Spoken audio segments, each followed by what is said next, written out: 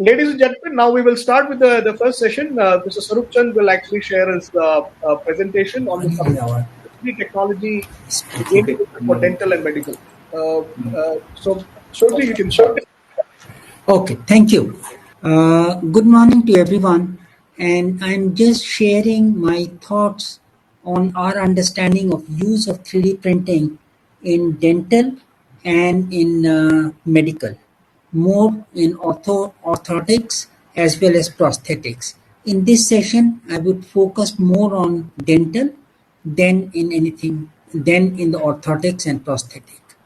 Ad- just to give you a quick background of the company, Adroitic has been working with various customers to enable them to find solution and be able to leap forward. Today we are close to about 400 technical people, and with about 30 years of experience, we do focus on the engineering design and solutions. We are in four new emerging technologies of 3D printing, IIoT, robotic automation, and adaptive CAD and knowledge management. As a company, we have solutions and we provide services on the different equipment which we have in our facility, which includes a MJF from HP, which is a production machine, the Formlab, which is an SLA system, the Delta Wasp, which is working with clay and ceramic, and then we design two machines, which is Hyral, which allows you to print in silicone, gel, as well as work with PEEK. And the smart one, where we have been able to work with alumina, zirconium, as well as other metal components, apart from the high end thermoplastic. We have two metal machines. One is a Metal X, and the second is Exact Metal. I'm not going into the details of each of these technologies because I think that is something which we can discuss it out with the people who may be interested. But one is a powder-based technology, and the second is a atom technology. We do work with CAD modeling. We work with different materials like low temperature polymers, high temperature polymers, gels, silicone, uh, clay and ceramics, resins, carbon composite, metal, as well as the full color printing. These are being used for prototyping, tools, jigs, pattern making, vacuum casting, and functional parts. I think the medical industry need to look at it that every human being is different, and it addresses the requirement. Today, 3D printing is being used by different surgeons in different areas, from uh, skull to foot, for doing the prosthetics, implants, as well as to do the uh, uh, repair and improve the functioning.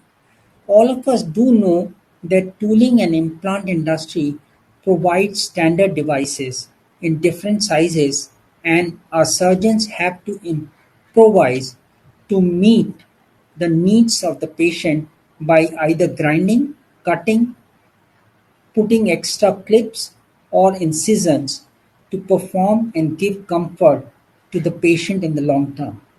Our learning process is theoretical, and we all know that it is experiential.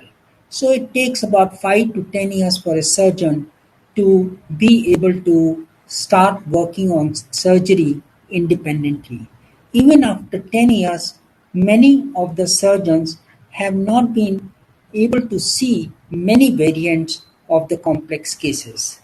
Uh, Surgeons work as a team, and when they work as a team, they need to have an effective communication of the process of surgery and the procedure which we need to follow. I think in the with some of the case studies which I'm sharing with you, you would be able to see that very complex cases we experienced using the 3D printing, because the process has gone through a complex surgery which is there. Uh, It has helped the patient-specific anatomical model for pre-surgical planning, anatomical model for training and physician education, medical supplies, which is things like nasopharyngeal swabs, patient-specific surgical guides and templates, anatomical model for patient education, personal protective equipment, custom implants, custom prostheses, medical devices, development and prototyping. The key benefit which the surgeons have got are the reduced surgical operating time, fewer surgical complications, including blood loss, post-surgical functions, improved surgeon confidence, improved patient education, more thorough medical training, which is also leading to cost benefits, uh, uh, as well as medical training cost saving. So it applies to every area of the surgery today. Surgery and equipment selling in the medical industry is a huge industry. It is close to about 8.7 trillion global healthcare spend is as per 2020 data, and this is growing. Now, when it is growing, it the 3D printing is taking a leading role in reducing the operating time and many other benefits. Maxillofacial, whether it is prosthesis, whether it's orthotics, and or it is orthodontic, dental prosthesis, hearing aids, orthopedics, you would be very surprised that as many as 300,000 plus custom medical devices are being printed every day. Uh, and therefore, today, understanding of 3D printing and its use and applying it and trying it is critical for every surgeon in each of the area which they are working in.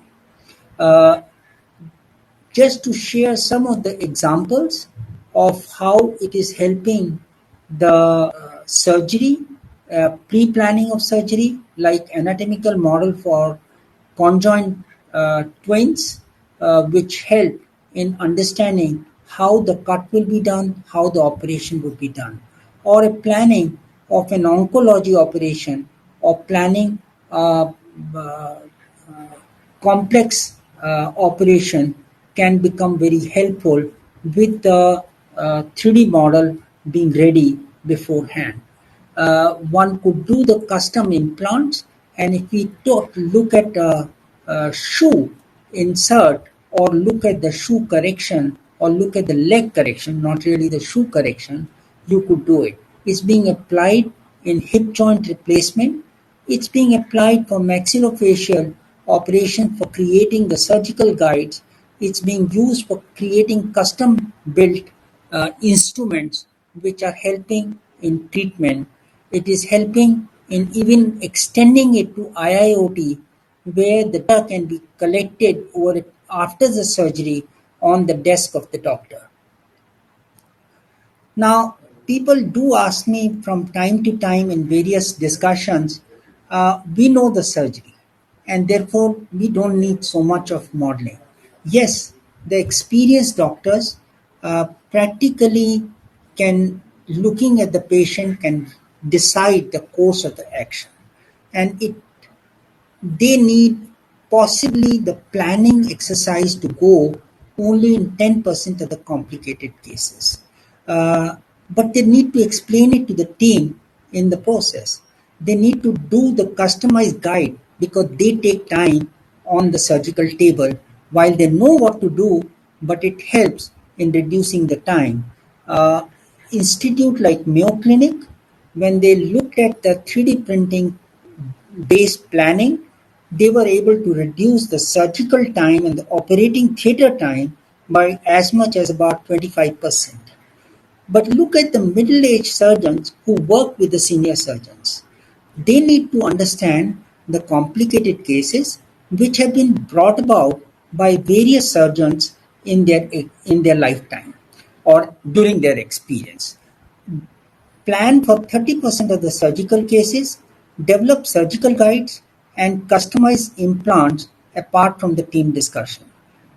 But I think the key is the students and the young surgeons who have to go through the experiential learning of 10 years or more to uh, be able to have the confidence of even doing the simple surgery.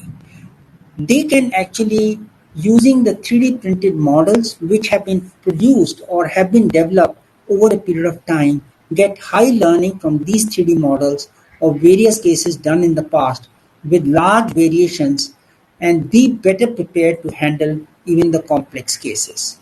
It also helps in communicating the patient approval, which is where a lot of anxiety exists before the surgery.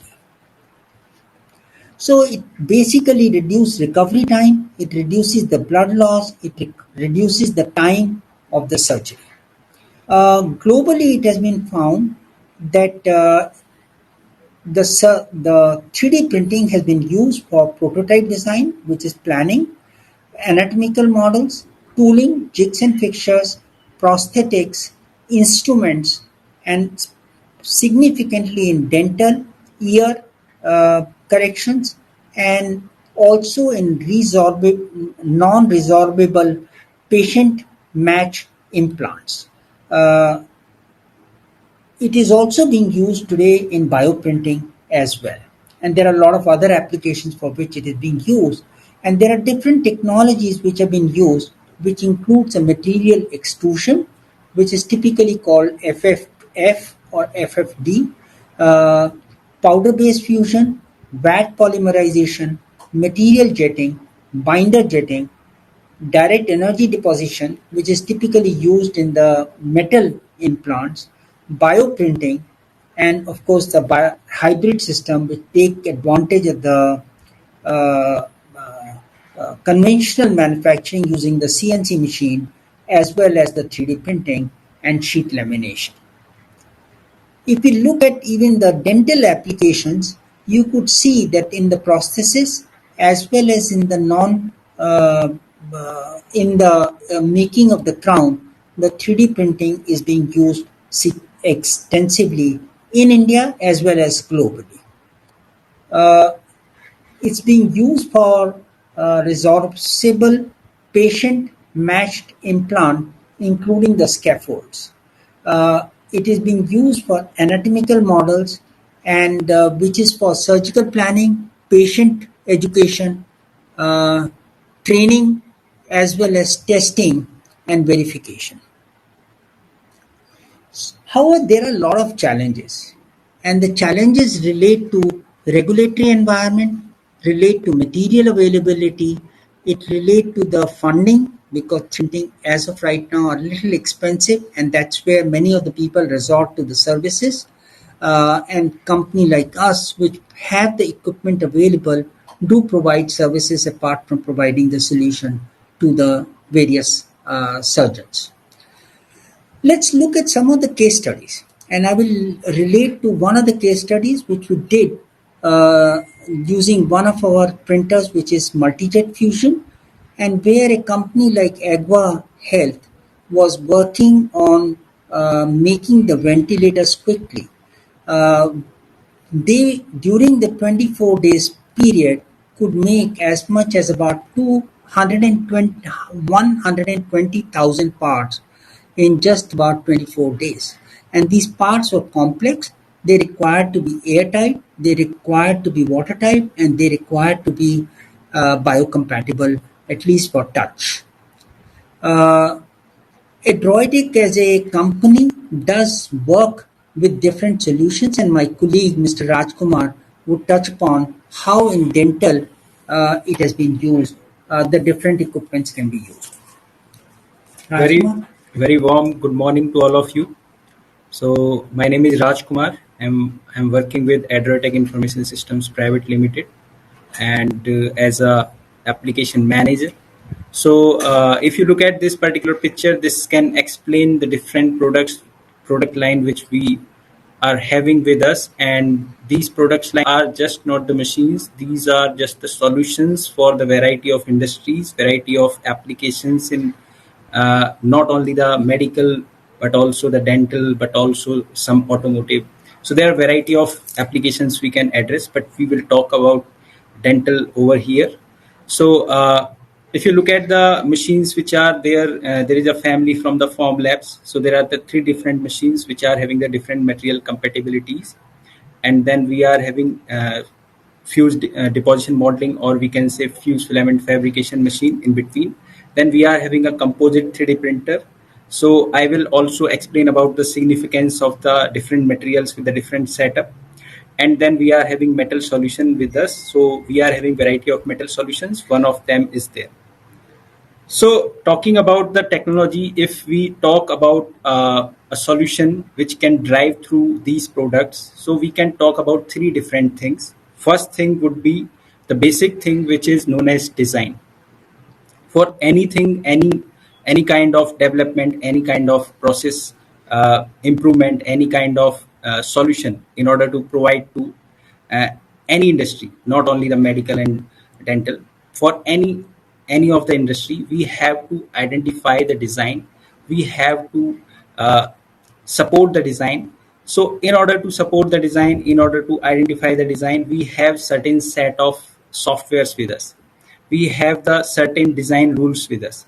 Like we have to develop some anatomical model. We have to develop some like structures as per our requirement, stresses, what all different stresses can come up during the utilization of those products after their development. So those design parameters are very important. So first thing is the process parameters and the design parameter. These all includes together, gives you a freedom to create a specific justified design that can be extracted from a scan model, that can be extracted from some like CT scans model, that can be extracted from a simple anatomical development software or some mechanical derived software. So first thing, very primary thing is the design. Then the second thing would be the material. So what all different materials are there that can be utilized for solving our purpose. So all those different materials are there. And the third thing which is there is the system. If you look at these machines are just the system. So all three together can solve your purpose.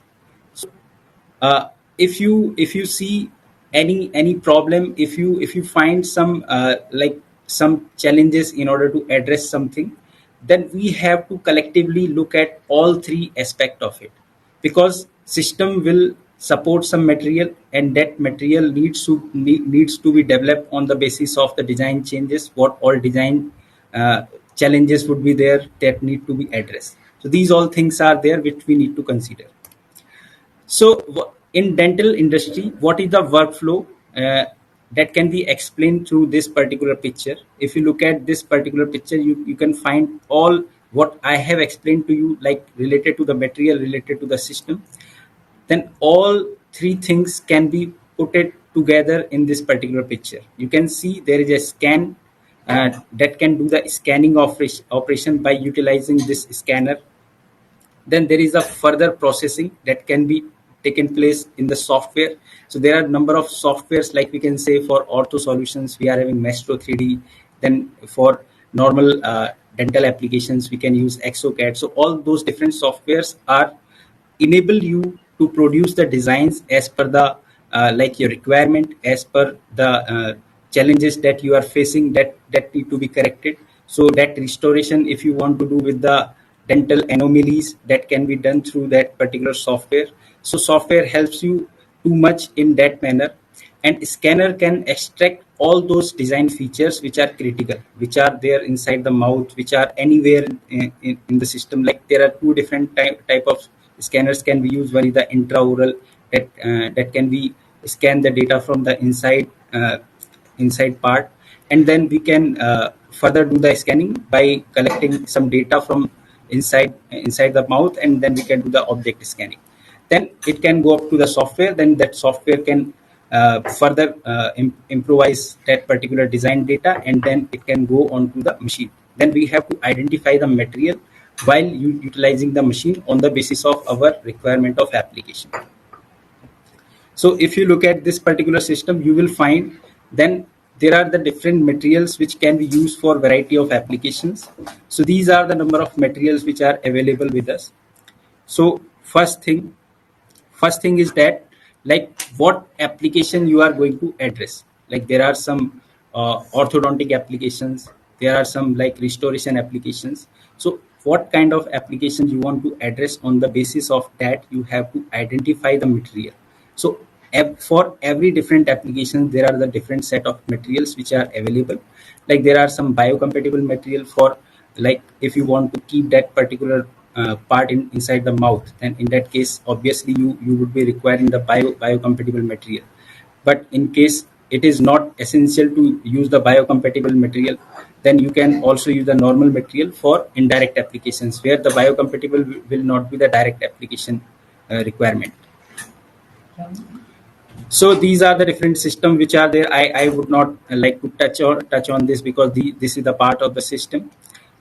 Then in orthodontics and restoration prosthodontics applications, we are having these number of applications with the material. Like, we can say, if you want to do some model casing for the presentation, like how it is looking right now, how it will be looking after getting surgery. So you can do that presentation with the help of some very fantastic resins which are known as model resin or the standard resins from the company. So those resins can retrieve all those different features out of the anomalies, or you can say whatever the enhancement you will be doing through the design, that can be done. Then there is certain class of material that can be used for uh, aligners creation. So there is not the direct process of creating the aligners, but there is a indirect process of creating the aligners. So you can create the orthodontic model through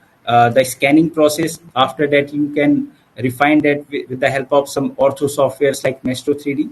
Then after that, you have to create some thermoform impressions out of that film. So that film will vary from 650 micron to 750 microns. So by utilizing of that film, you can do the correction for your dental anomalies. After that, there is another material which is very unique in nature, which is biocomposite soft tissue material, uh, soft material, I can say. So that soft material helps you to put brackets inside the mouth with the teeth. So this is another way of doing the fitting the brackets, because these will work as a guide in order to put the brackets onto the teeth. So these process will include some UV operations. So these are not UV protected. So these can transmit the UV light as a 100% transmission rate, and then it will adhere the adhesives with the help of UV light. Then uh, then there are occlusal splints are there, which are like, there are some people who are in pain by rubbing their upper and the lower jaws. So they are having a lot of pain by doing it. So there are some materials available with us that can be directly used to create those splints in order to reduce their pains, reduce their challenges what they are facing in day-to-day life. So moving further, these are some examples. If you look at these, so these are examples related to identifying the models. These are the different layer resolutions we can retrieve with the help of those different regions.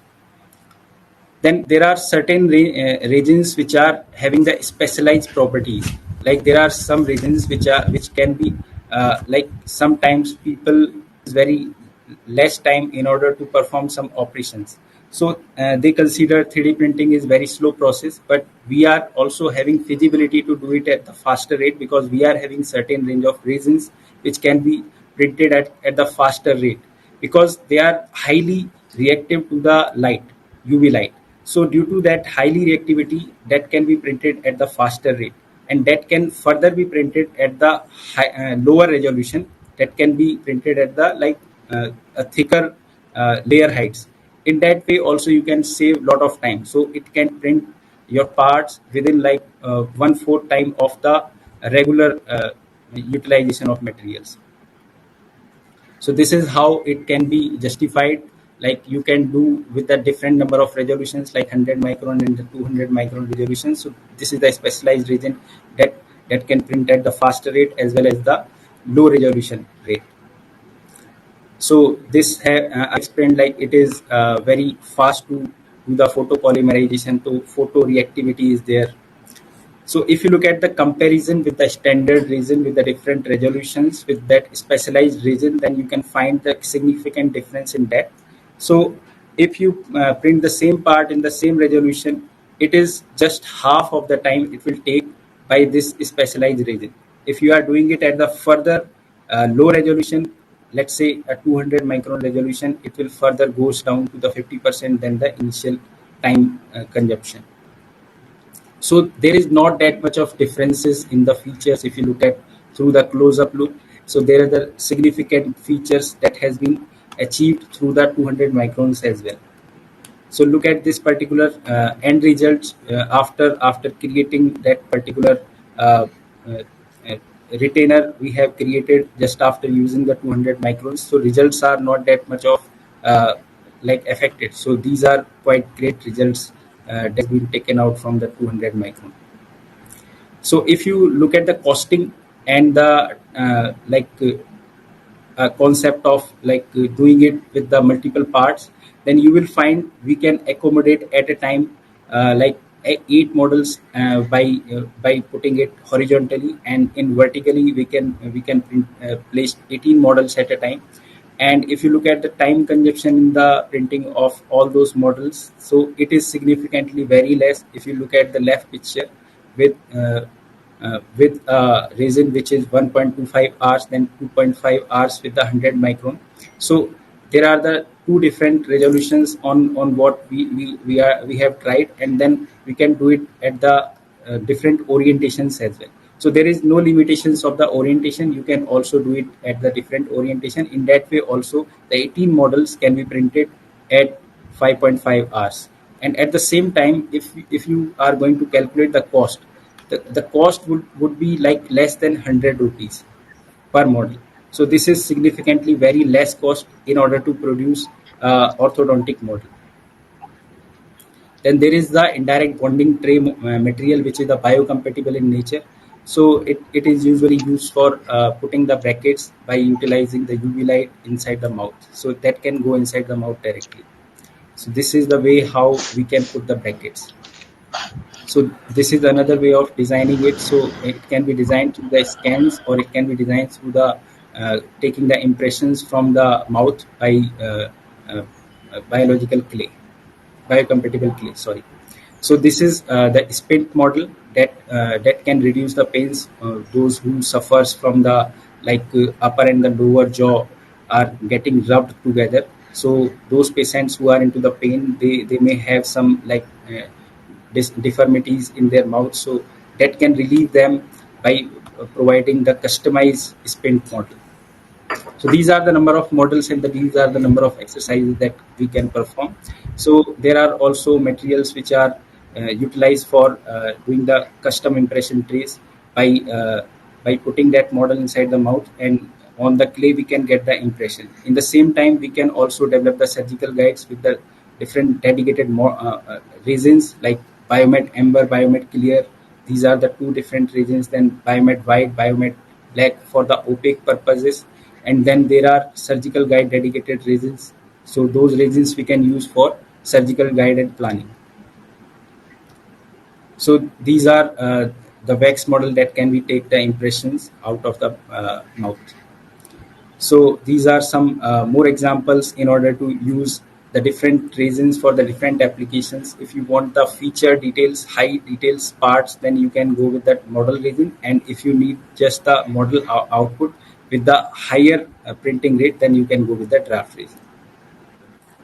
So we are also having the crown and bridges material. So there are some temporary crown and bridges material in order to restoration of the deformities. We can do the restore with the help of those resins. These can be directly used in the mouth. So alternate models can create at a very precise and very like it comes up with the different sets, like you can see A2, A3, B1, C2. These are the different sets which are available. So this is a kind of cost calculation. We can discuss it later while if somebody would be having interest in order to procure. So these are the if you are going to print a model, then this is the kind of elaboration where you can fit in 12 units of the crown and bridges. Then it can take 1.5 hour time. So which is significantly very less than the conventional process. So these are some anomalies which has been elaborated here. So then we can also have the surgical guide region, which is again the biocompatible region. So this is how the surgical guide can be created. So if you look at the properties, it is class 1 biocompatible region. So that can be compatible on our machine. So this is custom tray region. This is in order to take the impressions. So then you can have the permanent crown restoration. So there are the two different process, direct and indirect. So dental people may aware of the direct and the indirect process.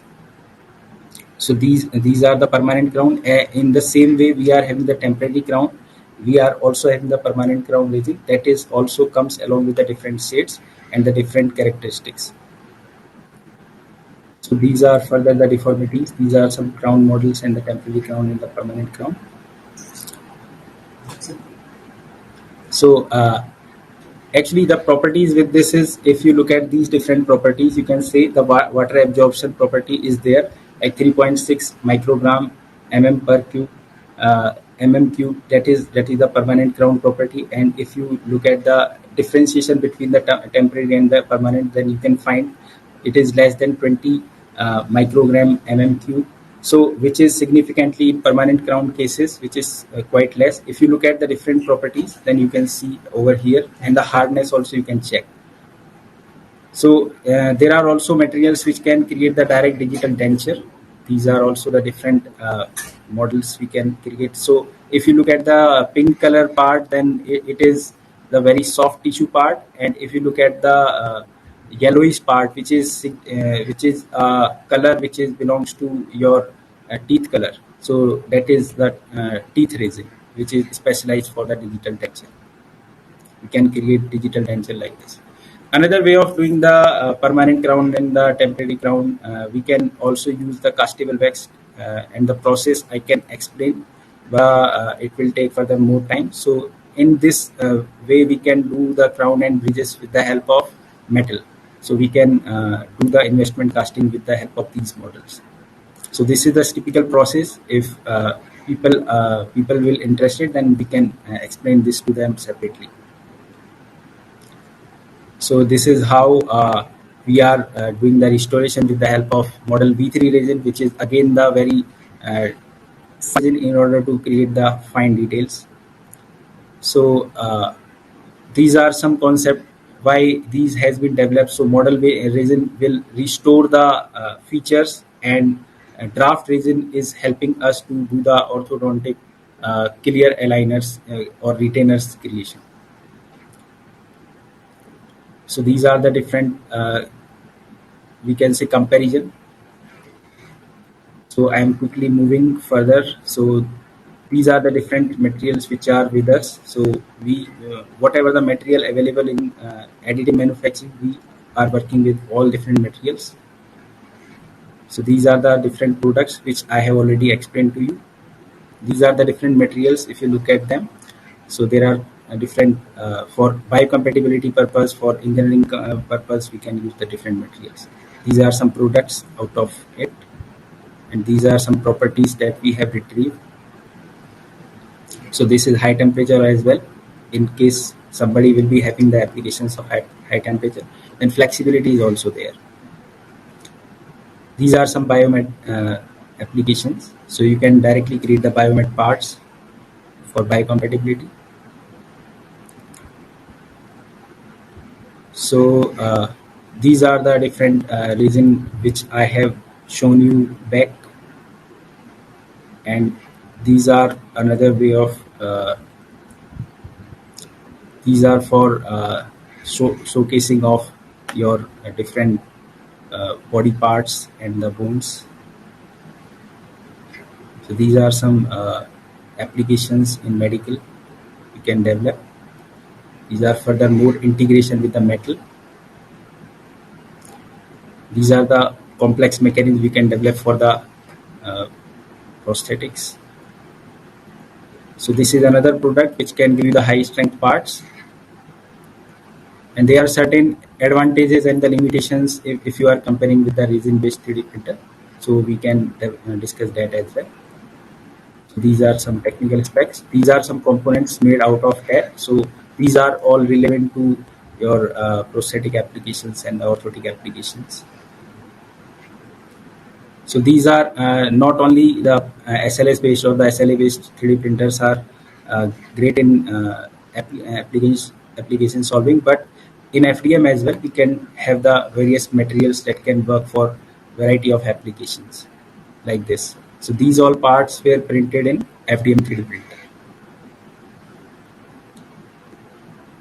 So we are also into the metal. So these are some metal parts, and I can quickly show you these. These are some metal parts that has been directly printed with the powder bed fusion.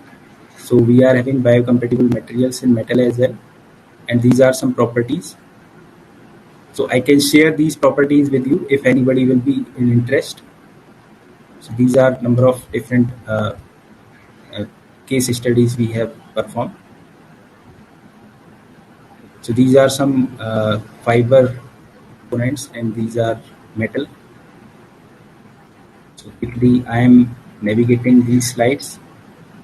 These are different properties I can share with you.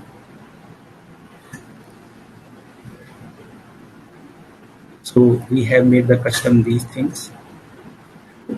So I can explain these cases if anybody will have the interest in this. So these are the actual implants, hip implants. So this can be also done. So thank you so much. So if anybody has the questions, then I can uh, answer here, or anybody can write back to me on this email ID. Thank you so much. Yeah, thank you so much, Rajkumar. Now, we will also have, as this event is a day-long process, and also for tomorrow, we will also be getting a lot of inputs coming from all the respondents and the participants in terms of the questions. We'll also be building a repository of how this can be communicated to these respondents. And I see that we are gaining a lot of traction with a lot of respondents already joining in. So what I believe is technologies, ladies and gentlemen, has much in terms of the offering when it comes to 3D technology across the specialization, maybe dental, medical, orthotics, and prosthetics, and also tissue engineering. There's another session parallelly going on is on hard and soft tissues also. So it's much in terms of the offering that is there, what this technology can offer. We had a very a good session in the morning with the inauguration of all the key respondents and the association heads, also understanding the potential of this technology.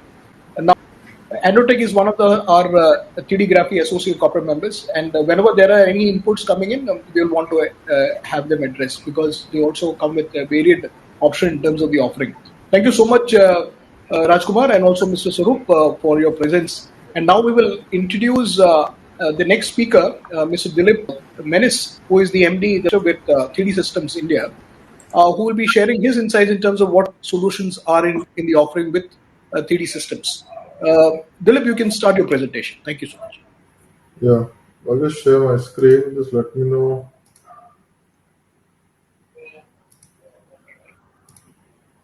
So I'd like to speak about the 3D technology in general, and what we see happening in the market, and how our team at the 3D Systems is working with different players to try and find out new applications.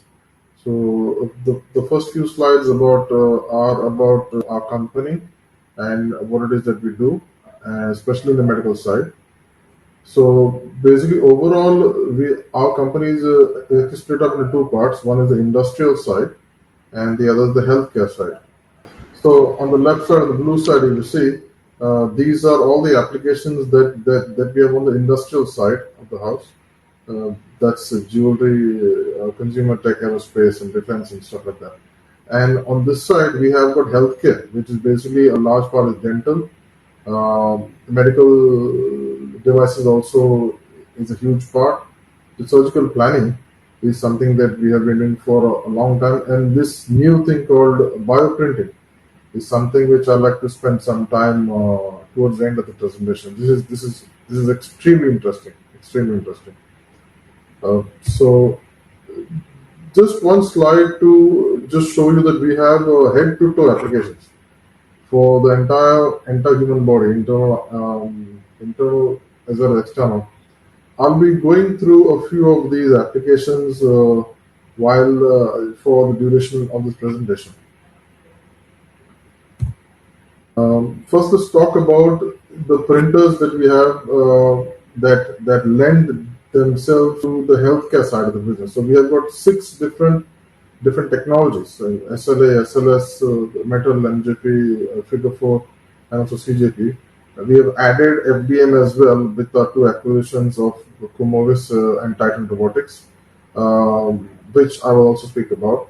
But what we have here is, this is one MJB printer, multi-jet printing. This is the figure 4. This is the Kumovis, that's an FDM. It prints in peak. Then we have SLS, which prints Duraform PA12, which is used in a bunch of medical applications.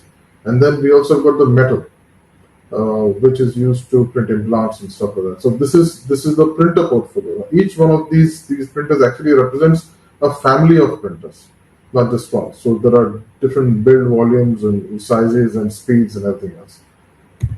When it comes to the materials, that is where the real applications start, because a printer is just a collection of technology, but the real benefit and the applications come from our materials. So as a company, we have around 130 plus materials, which we have built over time for the past since 1983. And under figure 4, we have these applications which lend themselves toward these materials, which lend themselves towards healthcare applications. In SLS, we have a couple lots of them in MJP as well, and PEAK and some also PPSU is also quite interesting on the FDM side. We also use our CJP models to print anatomical models for display and for practice surgery as well. And then of course we also have metals. So I'll be talking about these 2 slides effectively. Which printers have been used with which materials for which applications.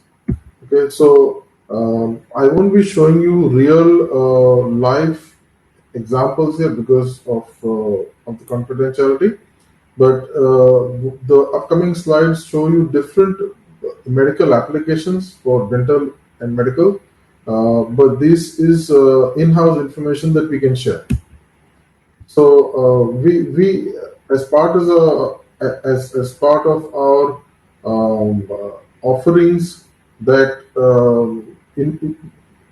provide surgical guides, we have this thing called as VSP, so virtual surgical planning, and we have different services and products that we actually offer under this. So this is a cranio-maxillo-facial hybrid guide.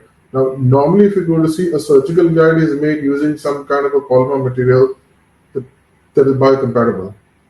But in this case, if you see, the guide itself is made of metal.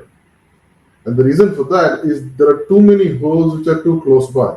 So if we had to print this in using maybe a Med Amber 10 on the figure 4, you would have to put many sleeves into the holes, and that would not really work because the drill can't go into a hole of a non-metal guide as it is. It needs a metal sleeve.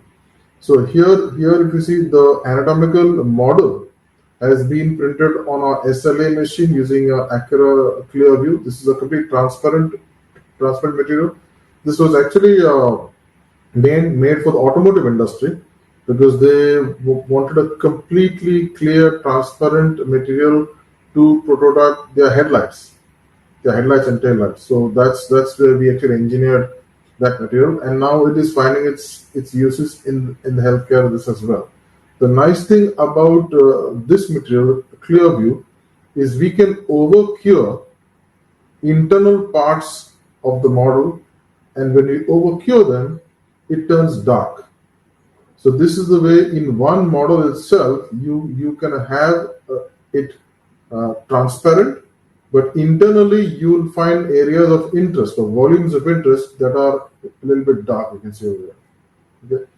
This is basically made in on a SLS printer using a PA12 material, and this serves as a jig for the titanium surgical guide to be held. So is this slide just show the combination of technologies and materials being used to solve a problem, and this is how most of our solutions work. You normally can't just solve a problem using just one kind of technology or a material. You need to use multiple, because it's best to use the best tool for the job. This is our Kumovis FDM extrusion printer R1. This can print in peak. The benefit of peak is now we can print it instead of just taking a block of peak and then machining it. So this has some nice usages, especially on the cranial side, because if you put a titanium implant here and if it is exposed to sunlight, which it will be, it can get hot, and that causes a problem to the patients, apart from other things of discomfort as well. So peak is a very high performance material, which lends itself well to this kind of implants. And we have a printer that can print in peak now, apart from the titanium as well. This is PPSU, it's polyphenol sulfone. This is actually a new material that we're working on. We can speak about it. The applications we are actually developing at the moment. This is something very interesting, because this is a material which is also printed on the Kumovis printer, but this is a radio translucent. It means that it is suitable to be inserted into a patient, and then the patient can undergo an X-ray. So the problem is, when you want to try or test an implant and you insert it into a patient or a test implant just to check the size and the fitting, and then you do an X-ray, the implant actually comes in the way, and you can't see the stuff in front or behind of it.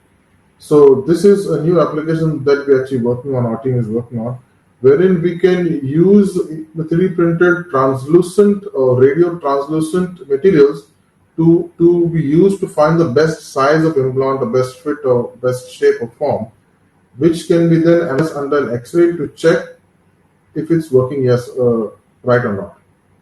Okay, this is a new application. As part of our VSP portfolio of services, we also have orthopedics. This is what we would call the traditional use of 3D printing. This is so the bone model is again made in Acura Clearview, just to show transparency, and the surgical guide, the cutting guide, is made using our SLS printer that uses PA12. So this is the area of interest. So this is the tumor which needs to be resected, and the guide is made using the anatomy of the patient, and this leads to much faster recovery, less blood loss. In fact, even higher efficiency of the doctor, because if a surgeon can do 2 operations in a day, with these surgical guides he can do 4. And we are actually seeing all these efficiencies. Plus, also much better output, lesser post-operative trauma and complications. Lesser need to go and reoperate these surgeries.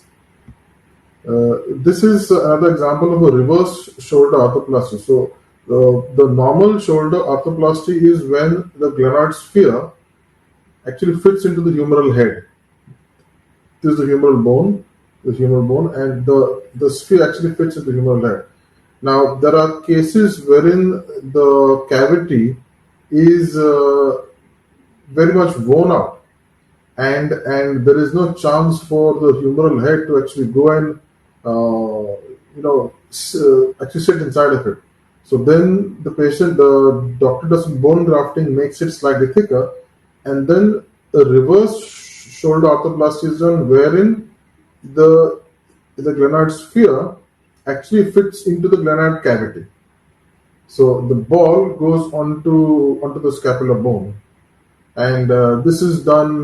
So this can be done only using a proper surgical guide, because the drill bits have to be going accurately along the medial axis this way. And then here's the implant, which is made using cobalt chrome instead of titanium. The titanium is used to make the plate, but the sphere is actually done in cobalt chrome. That is using a flex 350 printer. So again, you see a various combination of printers and materials being used to solve the problem. This is another example of a tri-flanged acetabular cup. The thing to point out here is we have a software called 3D Expert, which is bundled with every metal printer of ours. And one extremely nice feature is you can make parametric lattices. So you can just choose a volume of interest and say, I want a certain kind of a lattice structure built into it, and that's completely parametric. So you just have to enter some values, and the geometry is made automatically. You can come back, change it. So this lends itself to extremely good implants, which are highly suitable for osseointegration. This is also another. So this is an anatomical model which is used to test whether the 3D printed spinal cage can fit properly or not. So again, over here you see we have used the ProX 800. That's SLA printer to print a transparent model of the vertebra, and we have overcured certain areas of interest, so that when we are testing to check and see if the titanium implant, which is printed using our Flex 350, can fit properly or not. So this way, the doctor or the surgeon is not thrown up with a bunch of surprises when he opens up the patient. You can test and try everything, and when time comes for the operation, it is there's a very high chance of a success. This shows just one of our technologies, which is so 3D Systems is also the world's largest contract manufacturer of implants in titanium. So we don't just make the printer and the materials, but we also offer services to the large OEMs of the world that make this kind of implants. So we have got partnerships with them. So far till date, we have printed on 2 million spinal or titanium implants. So there are 2 million people who actually walking the face of this planet with 3D printed implants coming from our printers just at our facility. And I'm not talking about our customers who have then bought our printers and now printing also hundreds of thousands more. And I'll talk about a case study at the end of the presentation. But the benefit of 3D printing here is that, again, you can have insanely complex lattice structures. So there's the highest degree of osseointegration. So once the spinal cage fits into the gap, the two sections of the vertebra need to fuse completely, and that is achieved extremely well with these kind of extremely porous structures. Again, this is not designed in CAD by an individual. I mean, nobody has actually gone and taken the pain to make all these structures by hand.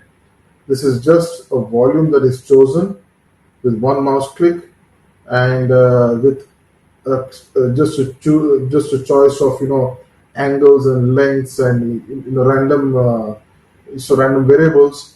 This entire design, it can be random, it can be organized, is all made by the software itself. And then you can just to change the design. So if you want to change the pitch, you want to change the length, you want to change the amplitude of noise, just have to change a few numbers, and all that is automatically completely computed. This is another example of a spinal cage itself, but this time it is printed in PEEK. This is done with a company called Evonik. And the thing that's quite interesting here is that biphasic calcium phosphate has been added towards the end here, and the reason for that is that it's got good osteoconductive potential. So there's a higher chance of osseointegration if you add this material onto the implant. So this is standard implant. You can see the size. Again, another interesting application for the PPSU material that we're working on. So when you want to try out sizes of implants or try out gaps in the human body to actually find out which thing is going to fit more. Again, here you can print these parts, the sizes, using PPSU. Since it is radio translucent, you can do an X-ray. You can find the interference. You can find if it's the right size. You can even actually color code these implants to actually give you the size information. So you can take pictures and then document it properly as well. And these are invisible on the X-ray. So this is another interesting application. This was done with a company called Dyna Implants. Again, this is interbody fusion cage, but it's got an inserter. So the cage itself is of titanium, grade 23. It's printed on a flex 350. But this inserter, see, you can see the end of it. There's a screw at the other end, and to loosen and to remove the cage from the tool, from the insert, you just have to operate a screw at the back. So surgeons can reach hard to reach places, insert the implant cautiously, and then this is reusable. So this is made in stainless steel because this doesn't need to stay inside the human body. Only the implant is to stay. And as you can see, this is the kind of lattice structures that can be printed. And this is really where 3D printing truly shines. This slide is also showing the features of 3D Expert. But here, instead of volumetric lattices, which I've shown you earlier, you are seeing surface lattices. So there are sometimes you need an implant to be very rough on the surface. There are times it needs to be extremely smooth. So these textures are also parametric. So again, there's no individual who has come and actually sat and made each of these structures. It's just surface of interest that you choose. With the mouse click, you choose the parameters. If you want a texture, a noise, an amplitude, the size, everything, and then you have things like this way, and they can be printed. Insane complexity.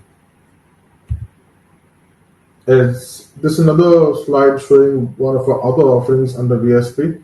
This is extremity. So this is a combination. This is an ankle joint. So let's start with the guide. So this is a tibial guide and the talar guide, the talus guide. So this is actually printed in PA12 using our test printer. These are the guides that are used to cut.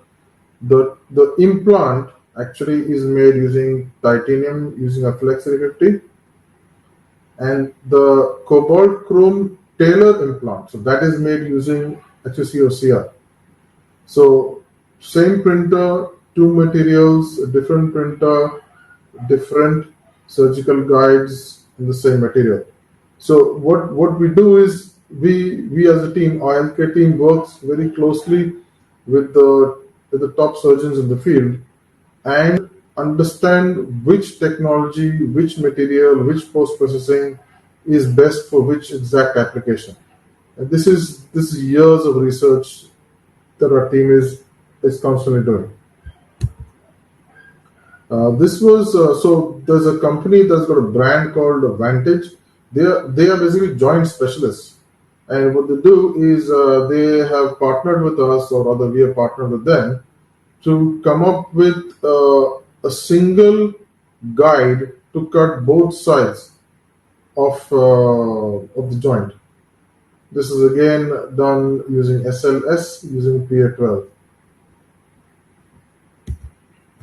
This is a very interesting application. So this is a titanium implant that goes into the knee bone, the tibial, I think so.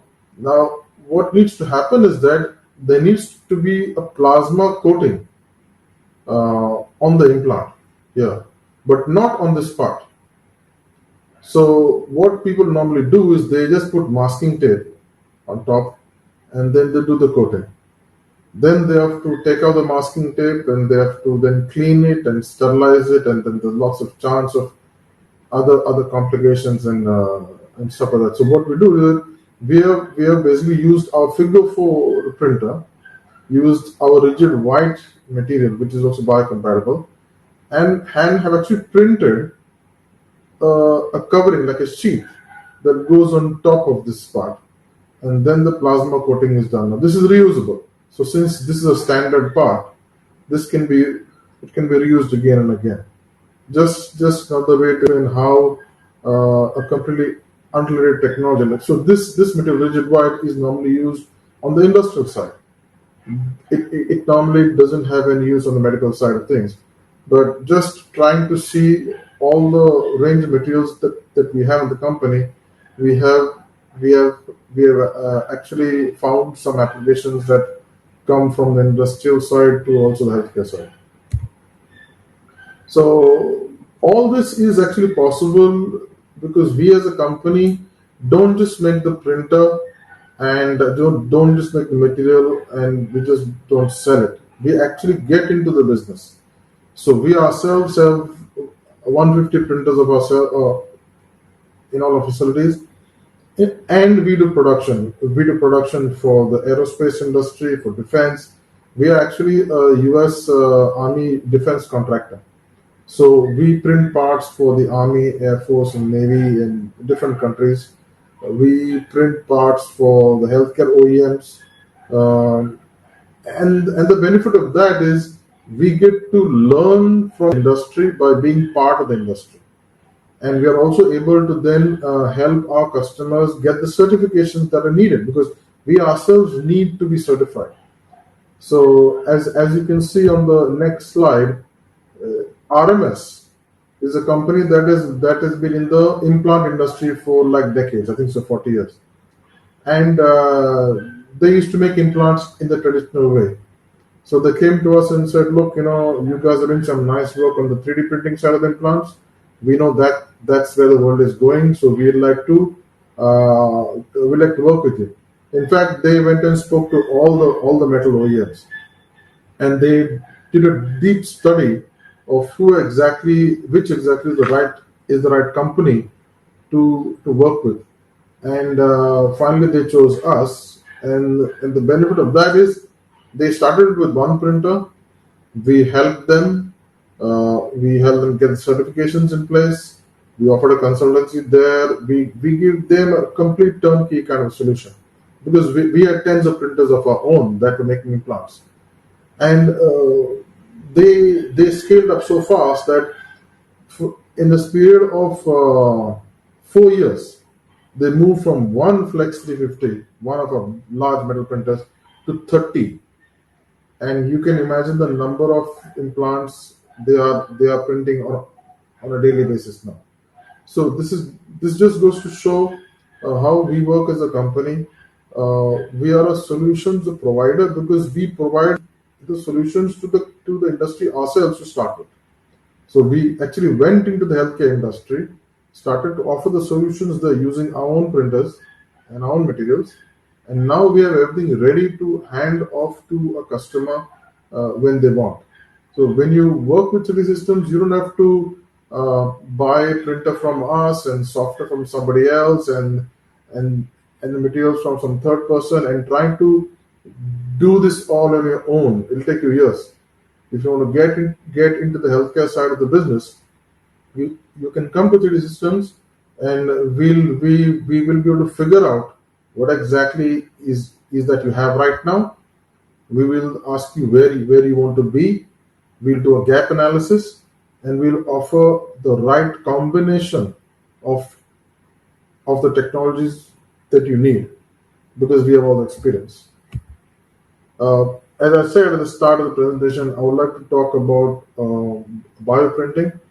This is something that is really at the cutting edge of things. So we have done lots of work on the bioprinting side. We also recently acquired a company called Alevi that is used also in India by a few research institutes to print organs, to print parts of organs. But what we did recently is we actually printed a full organ. And this is in partnership with a company called United Therapeutics. They are at the cutting edge of material science, and we are at the cutting edge of the 3D printing in terms of extremely high detail. So we have joined forces and we have come up with a full-size lung that was printed. I think so it took us about a week or so. And on the next slide, we'll come to know why it took that much amount of time. So the design of the lung is insanely complex. We have to print all the entire scaffold in the blood capillaries up to the alveoli level. We then have the bio inks, and then we have the printer. All that comes into one, and then you have the scaffold, and then we have this process called perfusion, which leads to the cell growth inside the scaffold, which leads to the actual lung. So last week or the week before that, there was an event held by CNN called Life Itself, wherein came on stage with United Therapeutics. This person is Martin. She is the chairman of the company, and this is Chuck Hull, the founder of our company, and the person who invented 3D printing in 1983 and actually started the whole story. So what we showed at that event is one left lung scaffold. It's got two lobes. It's got 2,000 lobules with 213 million alveoli. Alveoli are the small sacs which do the exchange of oxygen. Now this entire printed 44 trillion voxels, and it was printed at 5.4 microns thick layers. Now the way Martin explained so this is the most complex 3D printed object ever printed. And if you actually line up all the cells in this lung, actually touching each other in a straight line, that line will be 4,000 kilometers long. Means it'll stretch from, say, Kashmir to Kanyakumari. And these need to be printed in such accuracy that if you actually take a car and drive from Kashmir to Kanyakumari, along the middle of this road, exactly in the middle of this road, the car will not deviate left or right the width of a human hair. This is how accurately that car should drive. This is just another way of explaining how insanely complex this 3D printed part is. So we can't disclose much about the technology used and all stuff. But the point is that this is happening right now. So in our lifetime, we are going to reach a point wherein we will start to print replacement organs. So the human body is insanely complex. I mean, it's got some 37.2 trillion cells, And if you line up all those cells in a straight line, it is some 744,000, 7.4 lakh kilometers long. It means it can circle around 19 times. That is how complex the human body is. And we have reached a point now wherein we are at where we are showing to the world there's a technology demonstration already done 2 weeks ago showing a 3D printed lung. And I'll just play you a video. To overcome these issues, lung biotechnology is developing an unlimited supply of patient-specific lungs. In partnership with 3D Systems, Lung Biotechnology found new purpose for the digital light projection chip, used for years to bring film to life with pixels. Where others saw car chases and sweeping landscapes, Lung Biotechnology saw a breakthrough to print vasculature in native fidelity. Using the latest hydrogel biomaterials, these pixels can create organ scaffolds at subcellular resolution, sustaining the over 200 million alveoli and 8 billion cells of each lung. Inspired by nature, these scaffolds mimic lung extracellular matrix and provide oxygen through capillaries to support cells. Cells can be derived from the blood of the patient and reprogrammed to pluripotent stem cells, and then grown to produce endothelial, epithelial, and mesenchymal cells, which comprise the lung. Billions of cells are produced for each patient. As the cells come from the patient, the risk of rejection is reduced, eliminating the need for immunosuppressants. Lung Biotechnology then developed a robust and validated technique called cellularization for populating scaffolds with patient cells, bringing the scaffold to life and starting the process of healthy regeneration and repair. 3D printing scaffolds allow us to manufacture an unlimited supply of bespoke organs without defects. Manufactured organs can be transported directly to the patient through United Therapeutics' network of eVTOLs.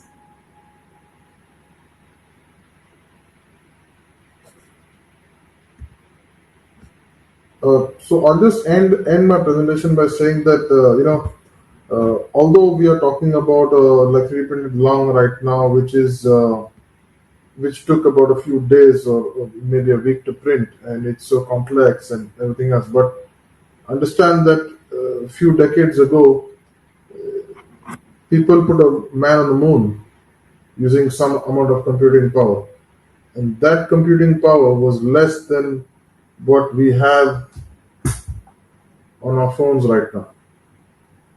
That is how far technology jumps over time. And it is just a matter of time, just 1-2 more decades more. And you can imagine where this technology is going to go. It is going to jump leaps and bounds. There'll be different breakthroughs that come through the whole thing. And I would just end by saying that we live in extremely interesting times right now. So with that, I'd like to end my presentation, and Shivu, you'd like to take over?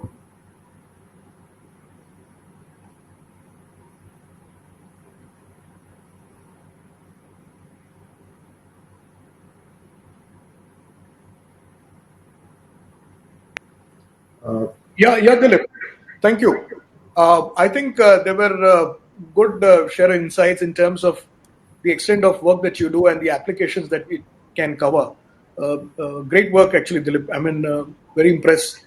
What we are also doing is all these inputs are also going to go to each of the associations in terms of what can be really achieved for the larger interest. Because if you see in the morning, we had a discussion. We had Dr. Girdhar Gyani, who is also the associate, the director general for the Association of Healthcare Providers of India, has a clear mandate in terms of for us to work together in the larger interest of also being a center of excellence to offer solutions when it comes to POC. So all these inputs and repository information can be of great area of, a great amount of inputs which can actually build to see that how we can work in confluence with this kind of a center that we are looking at. Now, 3D printing with AI is going to be the next combination. It's going to because data analytics and also data capturing is very, very important. So cases like these to then deal with uh, to the minute fraction in terms of also dealing in neuro aspects when it comes to nerves and spine, because we are also dealing in spines, a very complicated space that we are dealing in. So technologies do help and will help in the larger interest. So we are looking at devising those aspects too, and that you have been dealing in so many materials and various different applications is really encouraging, and we look forward to working in that space. So thank you so much, Dilip, for your insights, and I see respondents also wanting to engage. So we will be in touch, and then we will try and build on that. So thank you so much for your time and your Yeah, input. thanks for coming. Thank you so much. And now we will actually have another senior respondent also joining from Statuses. Statuses is a company also been offering solutions in 3D printing uh, in the country. And Shrikant Teli is one of the senior respondents managing the show in the country. Also, for the machines that they offer and the technology they offer is Polyjet 3D printing. I mean, a unique machine and technology that has been devised. And I'm sure from more what I could see from what they've been doing, I think from this presentation, we'll also get to know in terms of in the medical space how the technology has been able to add value. Thank you so much, Srinath, and you can start your presentation. Yeah, thank you, Dr. Shibu. And you rightly said that we are, as an organization, we are working very closely closely with our Indian ecosystem. Let me know if you are able to see my screen, Dr. Shibu. Yes. Yeah. I will just give a brief about a couple of slides on what Status is. Stratasys as an organization, we are into 30 plus years of innovation in the leadership. Dilip rightly said that 3D printing industry has been changed a lot, and in next 5 to 10 years, you can see the miracles in 3D printing technology with the access of all AI, ML, latest technology. But as a Stratasys, as an organization, we started with innovated with the FDM technology, but currently, apart from FDM, Polyjet, SLA, DLP, and powder bed fusion, this kind of technologies we are catering. But what most interesting for this forum is that in India, we closely working with medical equipment manufacturers like Cipla, Ramson, as an Indian organization, a global organization, of course, Boston Scientific, Medtronic, this kind of organization also, and the research institute like AIMS and various leading hospitals. So, in today's presentation, I would like to cover few of the use cases what they have used our printer for various purposes. So, what we have seen since last couple of decade time when Status enter into Indian ecosystems, and we found out that Indian hospitals generally face the challenges of high cost of operating room time or operation theater. For technology, doctors and healthcare technology people are specialized in healthcare, but when it comes to the technology, they would like to outsource to the solution providers like Statusys also or our ecosystem. It is very difficult to train, healthcare specialist, complex procedure, and the uniqueness of Statusys where very uniqueness of Statusys technology to cater where specific anatomies has been very difficult to get it in India as well. So to cater to that challenges, I believe 3D printing industry plays four important roles in patient care, clinical training, lab and operating efficiency, and hospital innovations. So uh, basically, our hospitals, leading hospital, of course, they do have few of the center of innovation, but the trend after COVID time frame, Indian hospitals also started investing in the innovation center. Medical equipment companies, they need a faster time to accelerate the market, and come to patient-specific solutions to them. To cater to that requirement, 3D printing of course helps, and the basic workflow of 3D printing in this forum just wanted to give you a brief idea from all the basic data of DICOM data, convert it into STL format, and you can really assign healthcare specific material in Stratasys printer, you can get the final printout.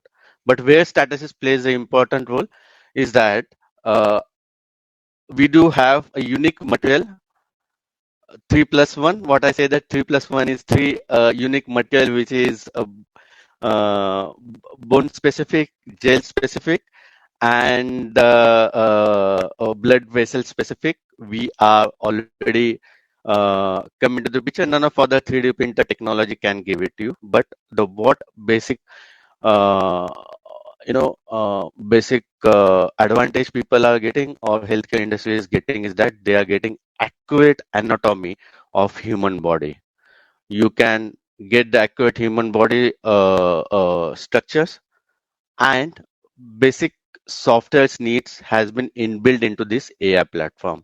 With the use of this, the leading hospital called AIMS has already started and done a lot of research by using this digital anatomy printer. At the end of my presentation, I would like to just show you a couple of innovations what AIMS has done.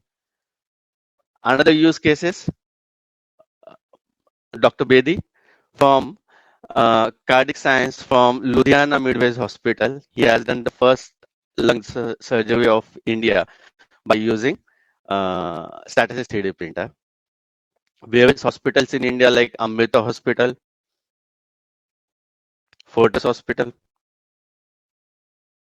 and healthcare in a super specialty hospital for healthcare tourism is started by using Stratasys technology.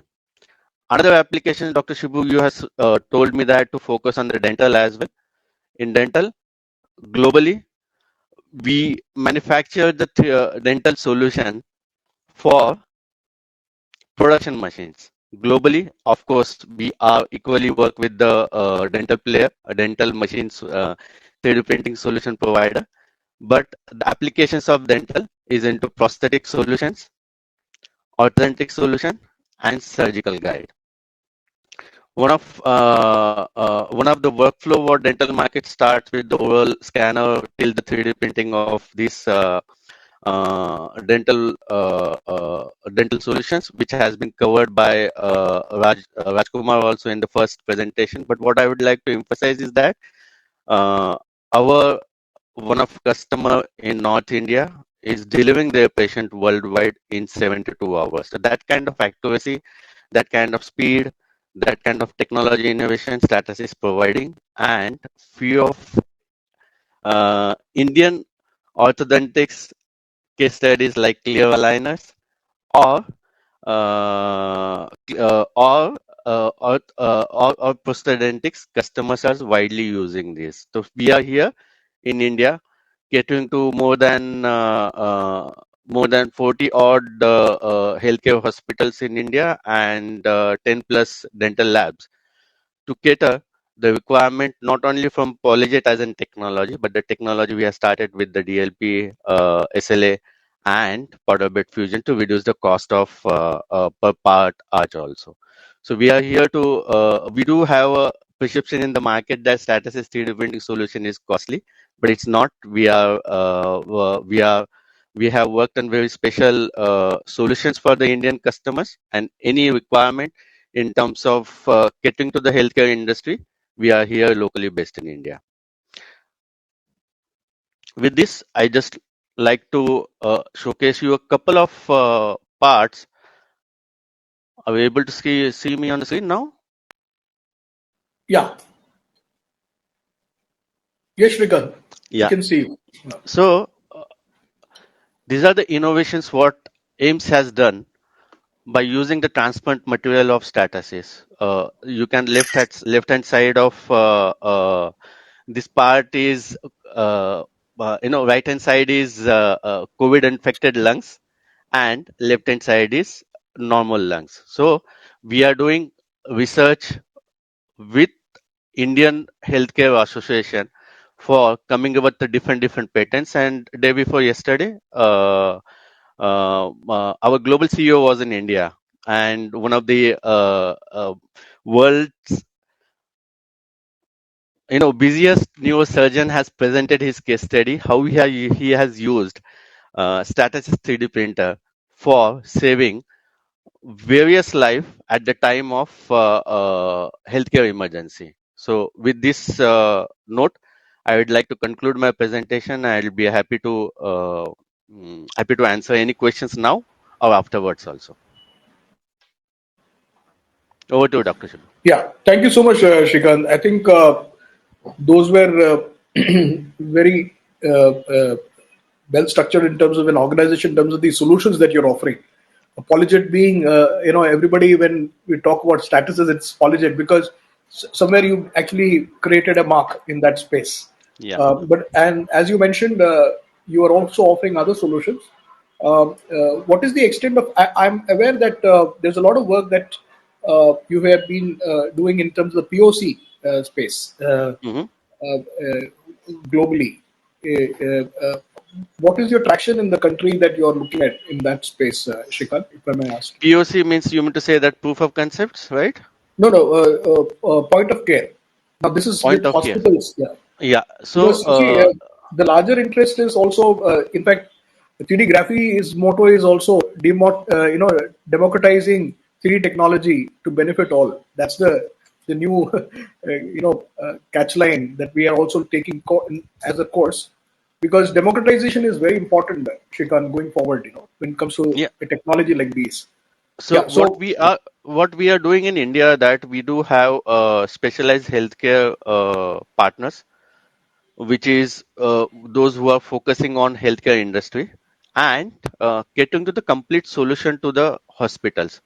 For an example, our interaction with one of the leading hospitals in India in Mumbai itself, they say that we are okay to have the latest technology because there are a lot of a lot of which what kinds of cream layer clients are coming, but they need a technology level supports from technology leader like us. So what we do have specialized healthcare partner. We give entire complete package to them, understand their current challenges, what they are facing, the speed what they are needed, and the accuracy what they are needed. We are not here to only give them one simple 3D printer. The entire ecosystem surrounding for that 3D printers and getting to the healthcare in hospitals in India, we do have entire complete package through our healthcare specialized channel partner. One part.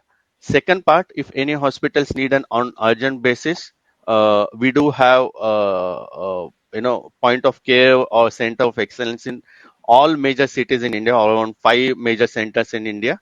Whenever is needed, this healthcare special partner or my existing ecosystem of statuses can come down anytime and take that support as and when needed. okay. Thank you so much, Shrikant. Uh, Thank you.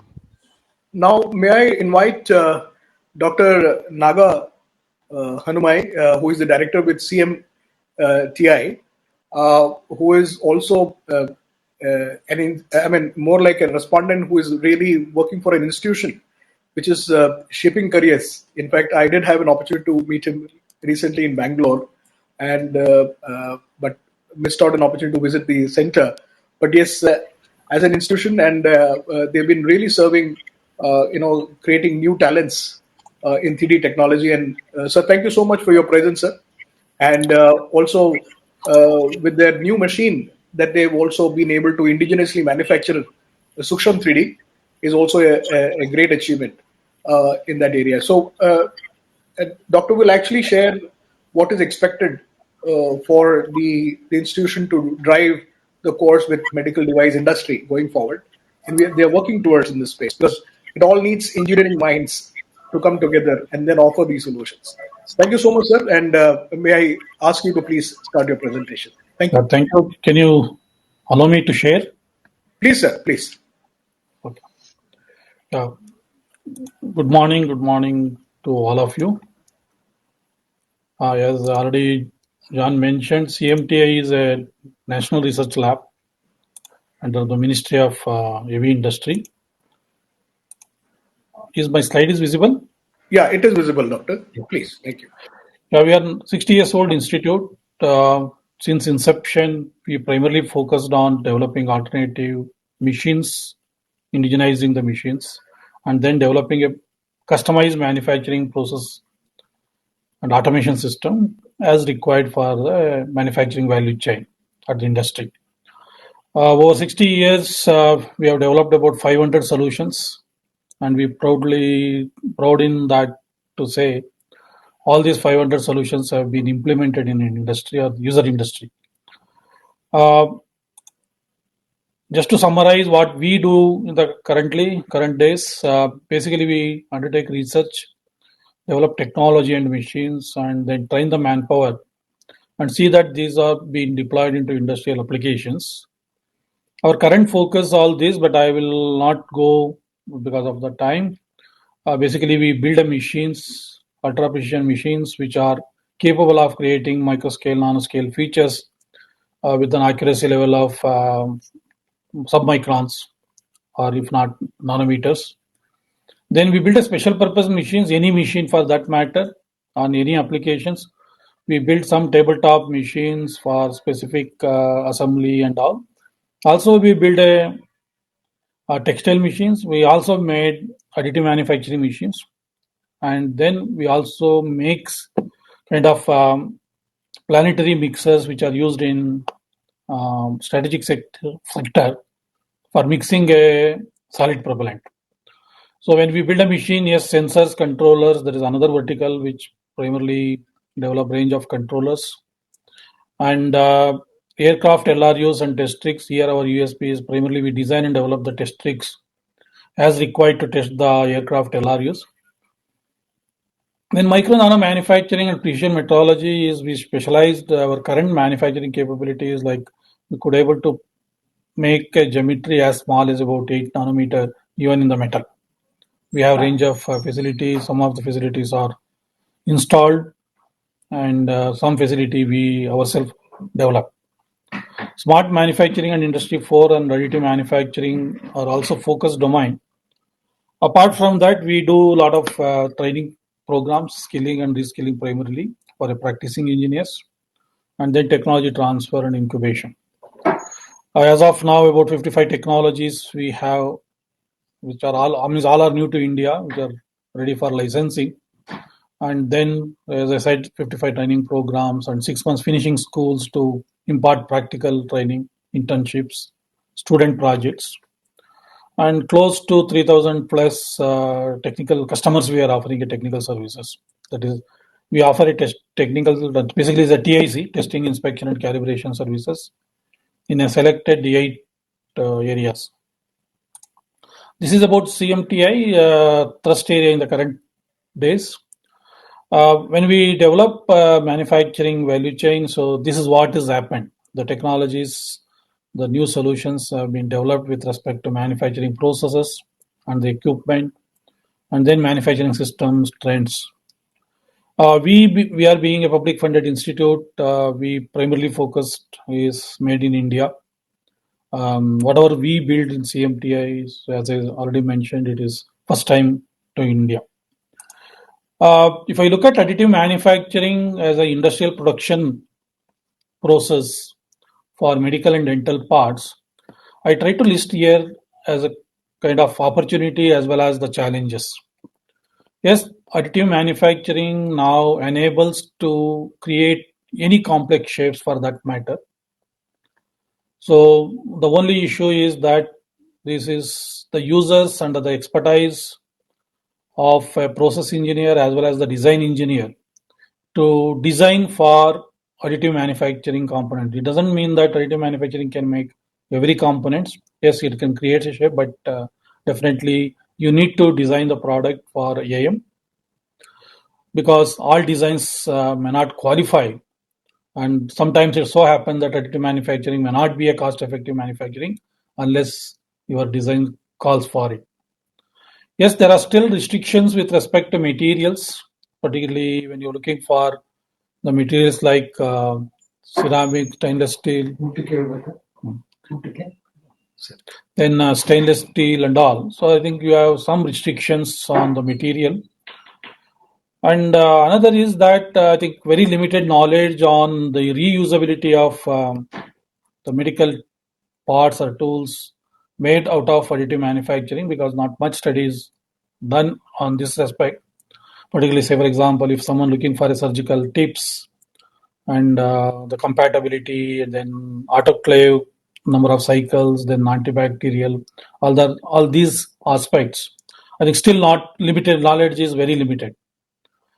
And then this is one inherent limitation of additive manufacturing, but sometimes biomedical field it is an advantage. That is, they're poor in surface finish, and this particularly for implants. Now even there are studies reported. It is good for the to have some intentional surface finish, but not exactly is a poor surface finish. Whether we can able to create textures, is engineered textures. I think that is possible in AM process. But at the same time, there are limitations. It is very difficult to produce a sharp edge. That means invariably you need to go for a finish machining. And size limits, of course, it is again have a bearing with the cost. Typical AM machines are capable of making 300 by 300. I think that is not the issue for majority of the medical and dental requirements, unless you are looking for a rehabilitation tools and all. But if you look at the country perspective, I think we are almost at the bottom material, both in terms of material and machines. Material, of course, it is almost zero. Indian machines, particularly for AM machine, particularly medical and dental parts, I think we can. Okay, there are some exceptions, but yes, almost zero now. I think that is where. So, in order to do this, collaboration and cooperations matters, because finally one has to address. If you look at AM as a industry production process, one has to look into address these 4P challenges I call, that is product, process, people, and production. And there is no shortcut. This has to undergo research, technology, training, and application. That would happen only with the collaboration and cooperation. Here, I think medical practitioner, engineers, material scientists, and machine builders, they're all, including data processing guys, has to work together cohesively to build a solution, because the additive manufacturing process chain involve different. I think next slide I will show you. When we started working that, I think always we should focus on the technology and then made in India, if not originated in India. Keeping that in the perspective, we CMTI, I just summarize what we do with respect to additive manufacturing in CMTI. This is the machine what Shiva has mentioned now, 3D Sukshma 3D. This is a microlithography machine which is capable of building as small as about 5 micron features on photopolymer. Is a DLP based engine we use. And we also worked on making these 3D printing machines. Of course, FDM machines we also build. That is now more popular. Many people are there are not used. But this is one machine where basically we try to make IIoT enabled. This machine can be operated through mobile app. Why I will tell you how this could also have an advantage or the applications in the biomedical. And then we also provide services to the customers. We have 2 commercial machine, both EOS and POM machine, deposition and sintering. Through that we are offering. The another area where we focused is, as I said, additive manufacturing components are still rough surface compared to machine surface. We have developed a abrasive flow machine that could be used to finish the additive manufacturing, because here we use the kind of deformable tool. So any complex shapes kind of like this could be produced. That even we have created like a smooth as about 10 nanometer area value. The other, these are all under development now. So we are developing a modular cladding gates and the dieless casting. That means without using any energy source, we wanted to have an AI machine, machine which can build in the layers.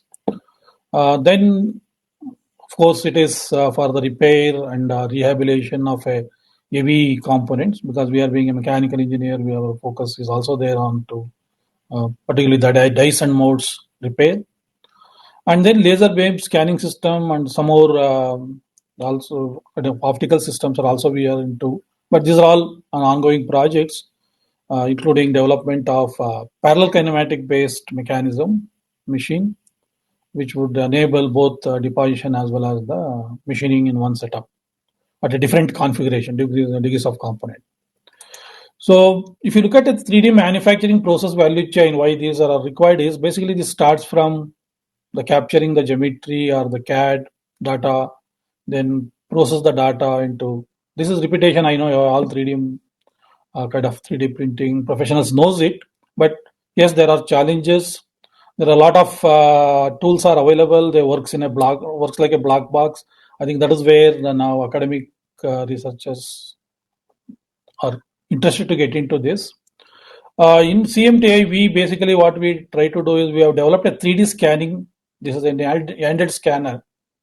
So if you have any biomedical components, say for example, you wanted to look for a customized plant, of course, apart from CT scan and all, but if you want to engineer any components or the devices, medical devices, you can always scan it.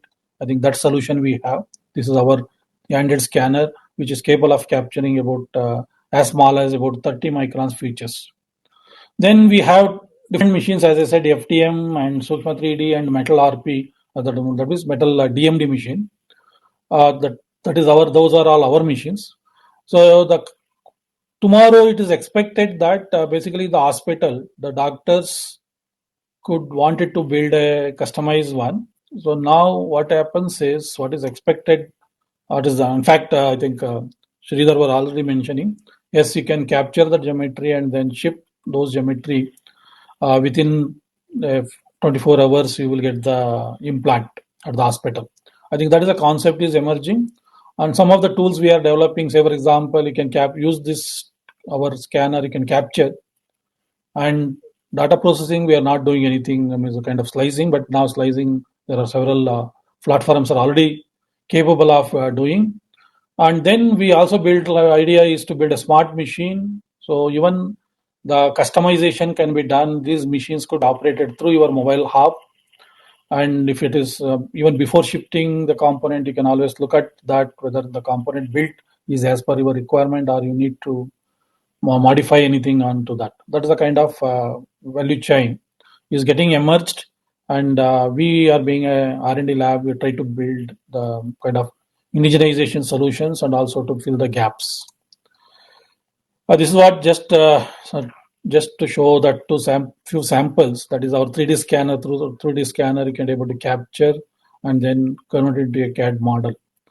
We have basically two systems. One is fringe projection system. Another is a laser line projection system. Each has specific advantage and also applications. But otherwise, the idea is to have that as an indigenization scanning system, which could be used not only in biomedical but any other areas. But yes, biomedical is also it's possible if you want to kind of, because always biomedical components, the precision requirement is not in the order of fraction of microns, but at the same time the complex geometries topography is very complex. I think that is where these tools will become an advantage. This is what Sukma 3D. So we built this machine almost now 4 years back. We could able to create any complex shapes as small as about like 3.75 microns micro needles and some of impellers there. This machine is very cost effective. If you look at the imported machines, I think not even 30% of the imported. And any customers wanted to have, so you can do the benchmark. Then if you are happy, you can always take the technology, or we can also supply the machine. And yes, this is not just machines not built just by integrating bought out items. It is all gone into the fundamentals. If you look at this is actually the concept where we demonstrated in IISc, one of the professor's lab. Then we went into different versions, and now the current version, Sukma 3D. It's all, in all respect, it is taken care. It is an engineered product. Then, of course, it all enables any complex shapes. So some of these, like you can look at, these are all some of the components you want to be supplied to the customers, but I cannot disclose. Otherwise, yes, these components could be built and compared as kind of requirements. Apart from that, this machine has another advantage. So somebody is looking for a kind of a larger area and then cost effective for a mass production. We have a process like nano imprint lithography. You can use this additive manufactured machine, that Sukma 3D, to make the tube or the kind of mold we call. General biologists usually they call it as a template or master mold. You can produce the master mold and convert it into any polymer based applications through nano imprint lithography for various applications. I think this we supplied to some customer for EEG acquisition needles for that. But otherwise, yes, even these days, I think we have 5 customers we are regularly supplying the micro needles for various applications, including a drug delivery, they're like dissolvable micro needles. This is what we said. Yes, this IIoT integration into AM machines definitely enables the kind of biomedical manufacturing and kind of a distributed manufacturing. Means hospitals, the requirement starts at the hospital by the doctor. Those can be converted into a CAD, then get it manufactured in a distributed way. And where this IIoT enabled machines would also enables the biomedical professionals to operate remotely and also qualify remotely before the shipment made to the hospital. I think that is a kind of setup ecosystem is already exists to some extent in the developed country, but yeah, I'm sure it is not too late in India too. Yes, here again I emphasize, yes, the same slide I repeated. The reason is I think it is right time for all of us to, all the professionals starting from medical to the engineers and the materials and including the ecosystem, to collaborate and cooperate to develop the technologies in an inclusive way. I think that is why inclusive innovation is the kind of mantra. If really we look at the technology originated in India. In order to do this, yes, this is it was quite common, but I tried to put it in a pictorial representation. I call it as a DISC approach. That means data to design, innovation to inclusion, and then cooperate to collaborate, and scalability to sustainability. That means converting mass customization, localization, they're all addressed under D. Then connecting, committing, these are all design iterations, all comes under I. This is cooperate collaboration under C. Then scalability and sustainability, that is machines, automation system, capital investment is yes. I think that is where the country has to move if we really look at 3D printing for biomedical, because biomedical is one of priority area for our country, because we are basically is a rural centric country. Providing point of care devices is point of care diagnostic or assistance is a really challenge for any government setup.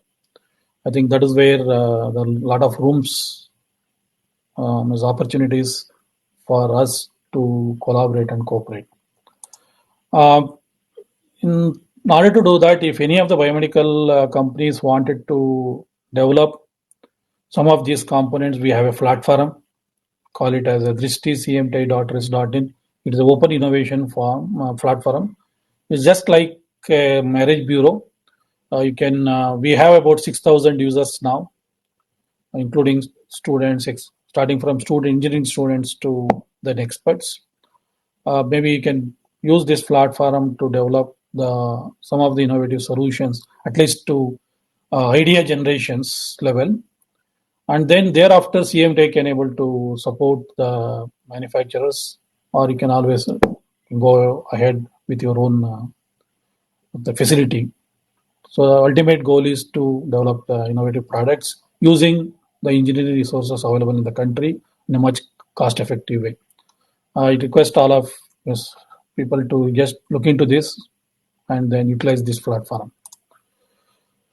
I think this is my last slide. Yes, we should look into made in India and originated in India. We should not stop at make in India. And this is not happens overnight. It is always product development is a systematic process. We have to believe on a curve, and then it is not that okay. It always happens. Sometimes we say that okay, globally the technology is moved to that extent. It is difficult to catch up. No, it is not. I think someday we have to start. I know it is zero. Moving from 0 to 1 is always tougher than moving from 1 to 9. With this, this is only possible when we believe ourselves and then take along the juniors and the students. I think the India has bigger opportunity. But only thing is, yes, we should get out of the kind of because we're always many times we focus on defining what is new, what is novel. I think if you look at Albert Einstein statement, so it's very difficult. The thing which is new to me may be a novel to others, or which is novel to me may be new to somebody else. I think that is what the reality. Think we should focus to at least some of the technology deal in the biomedical which are originated in India. I think we can able to do it. Thank you very much.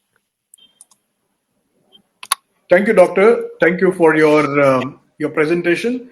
Doctor, if I may understand, is there any prospective efforts also to look at creating IPs within the institution for medical devices, Doctor, now that you have also a center of excellence in terms of the offering? Yeah, basically, we are always trying to protect that. That's what I mentioned that about 5560 technology. We own the IPs. So similarly, whatever we try to do is the first step we do is to generate an IP and protect it. Right.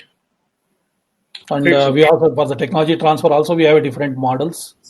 So we can always, if anybody is interested, we wanted to discuss with them. There are many flexible models are there. Right. So there is also a conscious effort of actually also having a team built around biomedical engineers working on that particular solutions for this. Yeah, I have not covered all those things. Only I related to AM only I covered. So we build a sensor technology for some biomedical applications, particularly the microfluidic based sensor technology we do. And we have a very good packaging facility, fab and packaging. And if any kind of biomedicals wants, particularly the people who are working on point of care devices, I think we have an entire complete manufacturing chain up to kind of packaging. In fact, including your electronic circuitry, display interface, and all. That exercise is possible. We have few kind of professionals working in this area. Though it is a new activity, but yes, we are now confident enough. In fact, in the morning, if you know, Doctor, we did have some of the key senior respondents and medical association heads joining in. And also Dr. Girdhar Gyani, who is the Director General from Association of Healthcare Providers of India. We are looking at a pilot project going forward to identify these 70 hospitals to work with them in terms of creating that kind of a module is a larger interest. So we will definitely want to work. I'll just mention in that case, if that interest is there, so there are a few projects we are working. Of course, we are building 2-3 sensors, particularly pressure sensor, flow sensor for some biomedical applications. And another project we do kind of 3D printing of drug. That is, of course, drug formulation is done by biochemist of different organization. That is my previous organization in my group. So now we are building here is a mass production machine. To make that tablets kind of things. Right. And then we have some two microfluidics based the POs like diagnosis, for a diagnosis, specific diagnosis. I cannot disclose that, but otherwise, yes, we do. And for this one, micro needles, we are kind of have a tie-up with 5 people. Rather, they are regular customers for us. Now, more or less, we established the process protocols as required for micro needles. Thank you so much, sir. Thank you so much for your insights and your inputs. And also, as an institution, it's been offering a lot of value for also aspirants and students in terms of what you have been able to set up. Thank you so much, sir. Thank you so much for Thank you. Thank you. Thank you very much. Yeah, thank you, sir. Thank you. Now, may I invite Ashwin Deshpande, who is a country manager with Intech Additive Solutions, which is another indigenous manufacturing company in 3D printing of metal printers.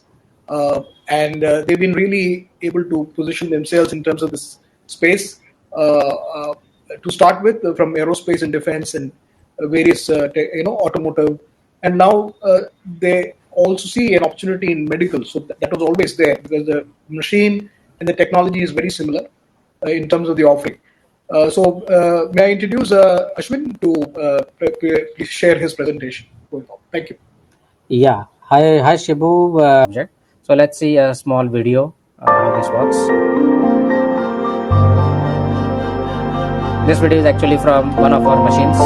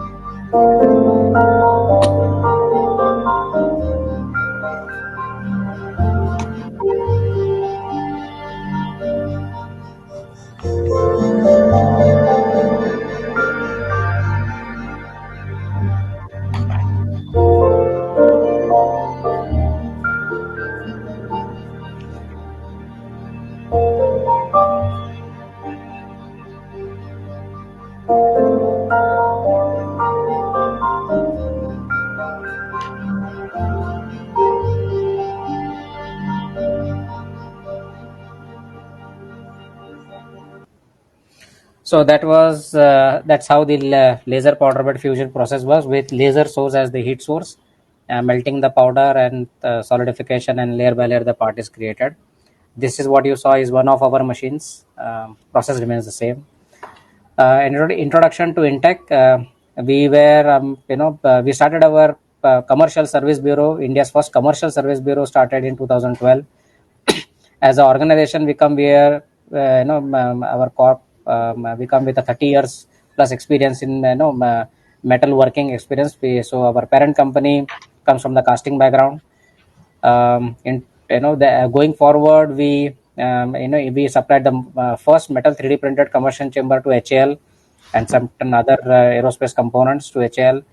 2017, we launched a software that is indigenous software called AM Optomet, first of its kind, one of its kind in the world, to generate parameters for new alloys and optimize parameters for existing alloys. And that caught the attention of one of the world's biggest machine tool manufacturing company, DMG Mori, which is a German and a Japanese joint venture company. And they came and invest, and they are now a 30% financial investor in our company. They also are our distributors for AM Optomet outside India, worldwide. That was the journey. The reason for developing AM Optomet was one of the inspirations was when we started as a service bureau, we bought foreign machines. We imported the machines and started offering services. And there were a lot of customer requests who were asking for new materials to be developed, which were not available on the machines that we had purchased. So when we went back to the OEMs, while they have a process set to develop new materials, the parameters for new materials, we found that the timeline or the queue was pretty long. It takes anywhere between 8 to 12 months to get parameters for new alloys, and that was the inspiration. We developed this AM Optomet software, which takes certain inputs about the raw alloys. It starts with actually a periodic table, and from there, in a virtually in click of buttons, we can generate start parameters for 3D printing in the laser process, considering the laser process. And so we have a lot of case studies from the industrial world, not from the medical world at this point of time, where we have created new alloys in matter of few weeks and printed those parts successfully, functionally tested. This is a game changer. As we develop new materials in the 3D printing world, more parts will come into the ambit of 3D printing, thus leading to the adoption of 3D printers, metal technology in the industry. So that was happened, caught the attention of DMG Mori. They became an investor in our company. Uh, then the plans also started about having our own indigenous machines, and we decided not to buy foreign softwares. We decided with the talented pool available in India for software development. We also made this plan to develop our own pre-processing software. So this is the AM Builder software, which we launched in 2019. So this is the software which drives our hardware, that is our iFusion machines, and very successfully it is working well. It is meeting the customer requirements. So two indigenous components came out in 2019 from Intech, the material development software and the pre-processing software for the hardware. So our research was going on our own hardware, and in end of 2019, and during the IMTEX, we launched our first machine, the small format machine, and subsequently the large format machine. We do have some other machines also, on our drawing board and testing phase and so forth. So this is how has been our journey in metal additive space. So we come with a lot of experience, over 10 years of experience in working with laser powder bed fusion technologies for printing metal parts for variety of industries, various industries. So we eat, breathe, live, and do everything about metal 3D printing. That's what happens in our company. What is the advantage for Indian customers? We are the first OEM with a class 1 machine made in India product with over 70% Indian components and indigenous software. Uh, so while we have to meet the global standards of reliability, consistency, and so forth, we offer the parts that are printed in our machine are significantly cheaper as compared to any imported machine. Support is local, knowledge available is local. In terms of the entire expertise that we have developed, not just the post sale.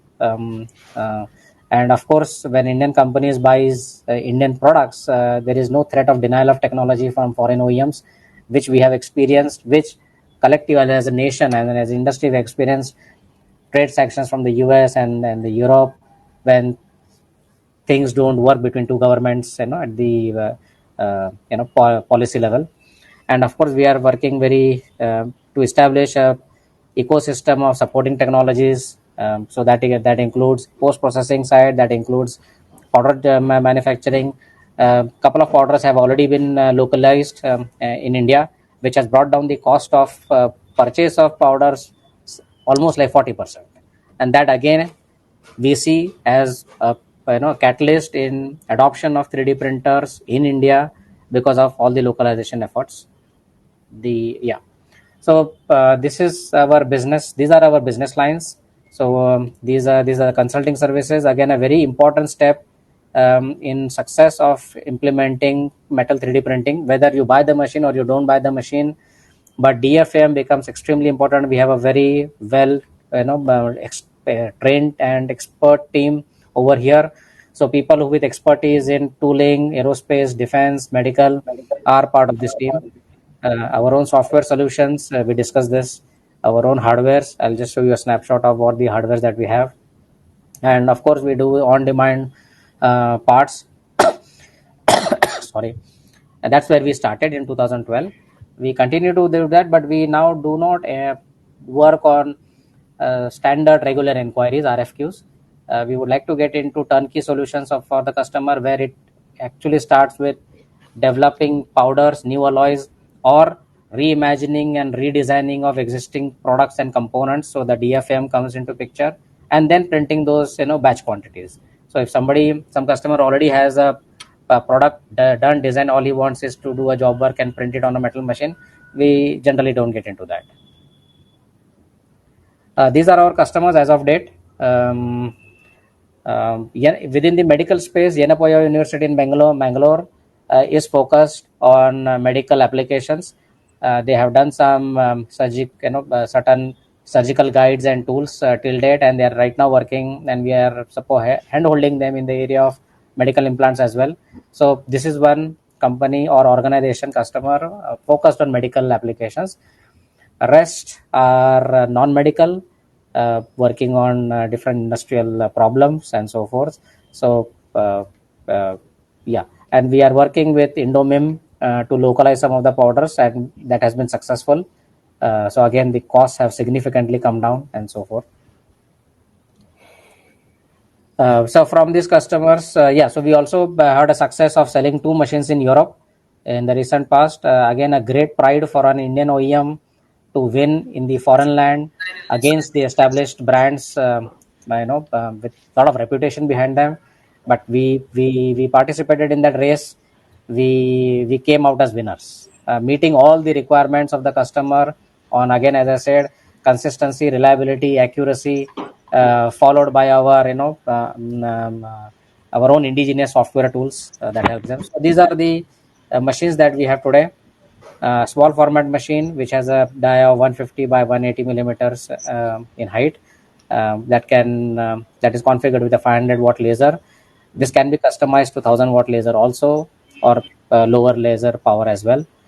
Medium format machine, which is a rectangular build envelope with 325, 325, 420 as a build envelope, can be configured with, again, 500 or one laser of 500 or 1 or into 1000 and so forth. And then the large format machine, which is the largest within the category, 450 by 450 by 450, can be configured again with 1000 watt laser, multiple lasers. These are the materials today available on our machines, and many more in the pipeline. The yellow ones are typically used in the medical industry, so titanium, cobalt, chrome, and the stainless steel. Anybody interested in new material development for medical applications, as this is a medical forum, please do connect with us. We have got the right tools and experience to develop new alloys specifically that would require your meet your requirements. So this is the software that we are talking about, AM Optomat.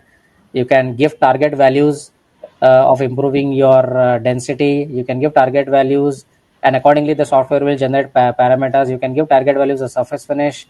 You can give target values of other mechanical properties, and accordingly this software is built on the 10 years of experience that we have. Continues to improve. A lot of machine learning algorithms have gone into this, and it has really it has really thrilled some of our customers who have worked with us, especially on the time and the speed at which we can generate parameters as compared to other OEMs where they take several months. This is our own software, as we discussed, the pre-processing software. The idea behind the pre-processing software was to bring one solution and a solution under one roof, where typically customers go to Magix and other softwares for doing the pre-processing, the orientation support generation, and several other things that happen in those softwares. But then when it comes to the distortion analysis, we typically end up going to other brands for doing the finite element based thermal distortion plots, where we have our own module to do that. So again, the idea is to offer one-stop solution to our customers, and I think our customers are liking this. We have had very good appreciation from our existing customers that we have today. This is a case study. Just happens to be a medical component. It's a housing of a medical device, where the customer wanted to improve the surface finish, and we use AM Optomat software. It generated parameters improving the surface finish that you see over here, versus the original or the earlier process parameters which gave this kind of part. What it actually helped is reduce the post processing cost and time. So remember, these the post processing also takes a significant amount of time. Depends on your application. Not every time you require to do a post processing or surface finishing, But yes, whenever it demands that application, it takes time and cost, and our software helps you overcome those, reduce those times and cost. The DFM expertise that we have in house, lots of expertise on.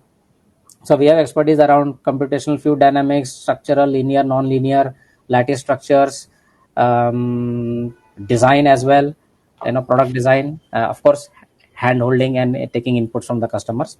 We have done some wonderful work in this area. I think one of the biggest reasons for our success in this past so many years is a very robust in-house DFM consulting expertise. Just one case study, and nothing new. You have done, we have seen this in the past. Presenters have done this. Patient-specific cranial implant done in TI-64 in our own machines, starting from a CT scan. Maybe you want to note this timelines over here. The digital models of the patient's skull was created in about 3 hours. CAD model of the import plan, so about the total hours now is about 10. Data preparation about 2 hours or 12 hours, and then further 12 hours. So it's the implant comes in hand probably at the end of the third day. You'll have a implantable implant in hand, and the surgeon can take it to the patient for implementation. So aesthetics are improved because it scans the geometry of the patient. Overall lead time is significantly reduced. And we also heard some of the benefits of 3D printer being rough surface finish. Well, it is not mentioned here, but yes, that's a boon also for the implant, where rougher surface finish helps in the adoption of the metal part into the body. Porous structures, lattice structures are useful again, for the bone growth. Some of the post processing that is relevant for surgical guides or implants are listed just over here. There is a huge documentation around that available. Again, expertise is available with us. So passivation is to remove the surface contaminations, heat treatment to improve mechanical properties, short pinning, grinding, manual polishing, again depends on and so forth. Sterilization to eliminate microbial contamination. So we have expertise around all these post-processing techniques for medical component devices. Of course, these post-processing techniques are metal and metal and application specific. Just to wind up, the kind of medical instruments, again custom specific, surgeon specific. 3D printing is the best way as compared to conventional technique. Long lead times are issues over there addressed by 3D printing, much easier.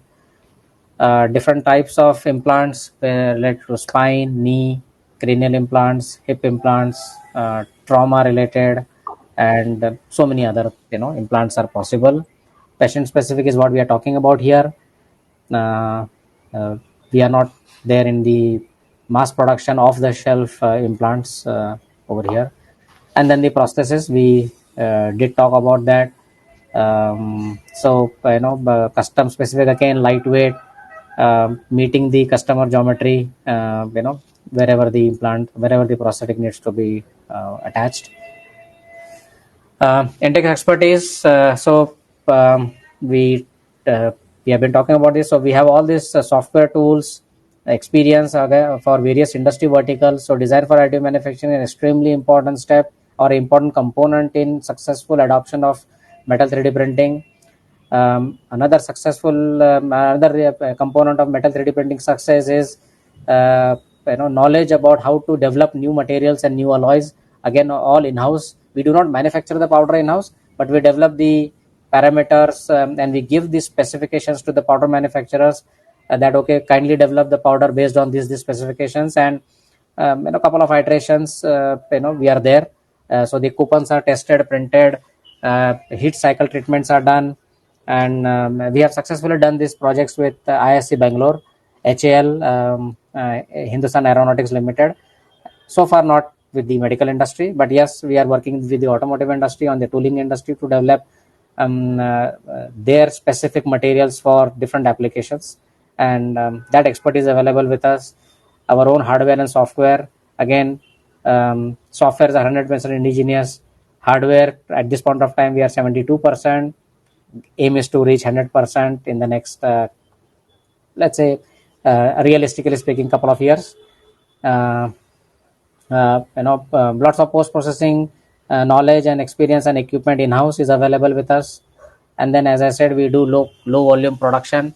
Preferably, if a customer comes with a challenging problem statement of new alloys or redesigning of components, we'll be more tuned to do that work as compared to just printing the parts. So thank you, and that's the end of my presentation. Thank you. Thank you, Ashwin. I think cost to build in terms of, and also when it comes to customize mass, as in mass customization, is going to be the next big future. And it's already Yeah. the future in the medical space. We see that happen. Yeah. And we also see that there are, 4 of these companies now getting ready to set up their center of excellence, looking at that as an option. Now that I have an opportunity to introduce you to Mr. Janardhan Venkat, who is the general manager with Redington India Limited, also having a dedicated section for 3D printing in terms of the offerings. So they are also resellers of companies like Desktop 3D and also Envision Tech. Now that they've all companies have merged together, and also HP in terms of offering solutions. So they have a buffet of solutions to offer, ladies and gentlemen, from dental to to orthopedics to orthotics and prosthetics. So I'm sure it will be very interesting for all of us to know in terms of how these applications can be made useful for the larger intent of what it can serve the purpose. Thank you so much, Janardhan, for your time. And you can start your presentation, sir. Thank you so much. Thanks, Shibo. I think my screen is visible for all of you. And I'm audible. You're audible and your screen is visible. Thank you so much. Okay, fine. So, good afternoon. I think this session is delayed by around 10 minutes, so I'll just try to finish my presentation in the 30 minutes allocated for me. So, my name is Janardhan. I work for Redington India Limited, and I am taking care of this 3D division of Redington, where we focus on the 3D printing solutions for various industry segments, including automotive, aerospace, dental, medical, and all these kind of applications. So, just to give a small snapshot of our company, we are in the distribution business. Our main business is distribution. We are a global company with almost presence in almost 40 plus countries, and it is based out of Chennai. Our last year turnover was almost 62,000 crores. And we do a lot. We have a huge number of channel partners working with us at various segments. In India, we have almost 34,000 channel partners plus, and we operate all across India with various offices we have. And to be frank, to be specific, I think we are in the IT consumer, IT enterprise, as well as mobility and few emerging technologies in engineering, as well as or solar, cloud. All these are our interests. And we do have a deal with almost 235 plus brands where we have varieties of solutions within us. In the division, what we have in Redington, we call as a 3D business in Redington. We focus on emerging technologies in 3D printing, and our association with HP for the last 3 to 4 years, and we have recently tied up with Desktop Metal, and eTech also is a part of Desktop Metal team where we are offering solutions in DLP 3D printers. So let me throw a totally different perspective. I think almost all the speakers prior to me were speaking about a lot of applications. I don't want to repeat the same set of applications because it is common to any medical applications. It is common, and they have touched upon almost all the applications which is relevant for us. So let me throw in a different perspective. How to make these 3D printers more sustainable, or if I want to really develop a business around 3D printing, how can it be sustainable, and what are the activities we can do that? So I will divide this into 2 segments. One is basically the production, is basically meant for the major labs or somebody who wants to really start big in terms of services in 3D printing. And the second segment will be more on clinics or small timers who wants to really start attending their patients with these kind of solutions. So I will just segment into 2. And if you look at the production, if you look at the 3D printing market or the medical segment, it is much of an unorganized sector where we don't have any major players in India available. So if you to look at worldwide companies like Smile Direct or iOrthosis or these kind of companies have grown yards ahead, basically focusing on specific applications in 3D printing and doing mass manufacturing using this. So that is where the industry lies, and we haven't seen that kind of ripples happening in India yet. So we would like to initiate this with the possible investors or possible entrepreneurs who wants to really get into this 3D printing as a service or 3D printing as a offering for their patients through their clinics. So if you look at a human body, I think this has been touched upon. The best part of it is basically the personalization is the key in medical industry. And that is where the 3D printers plays a major role. And one more segment, we can speak about a mass customization where we are not going to get into a mass manufacturing. It is more of mass customization where the volumes of production might be limited to few numbers or some sort of a short batch production. So these are the personalization, short batch production, the two key areas which really needed in a medical segment. And when we speak about digital manufacturing, when we do have a requirement and if we want to really find a solution through really getting the product out of a 3D printer, that is what we call as a digital manufacturing process. And that is going to be the future for the personalization, mass customization. So if you look at the world around, or if you specifically look at the healthcare industry, people are moving away from standardization and it is getting into personalization, customization. And whatever we need in medical industry has to be ergonomic and lightweight, mainly because it is something which we are going to carry external or internal, which we carry along with us all through wherever we go. So it has to be ergonomic, it has to be lightweighting, it should be aesthetic. And lightweighting, and when you look at lightweighting, or if you look at digital manufacturing, what we could see is that design freedom is something, or I think Ashwin has touched upon on the DFM, design for additive manufacturing. That is exactly what I'm speaking about, where the design and the manufacturing freedom is something which the digital manufacturing can provide you. So if you really look into it, we are not going to replace the mass manufacturing modes, which normally is happening all around, especially in the automotive or any other industry. In the healthcare industry, mass manufacturing are there, but it is more personalization, customization is required. So what we are looking at is basically 3D printing as an additional manufacturing process. I think Dr. Shibu was really right in saying that, because in medical healthcare industry, what we need is basically 3D printing as an additional manufacturing process.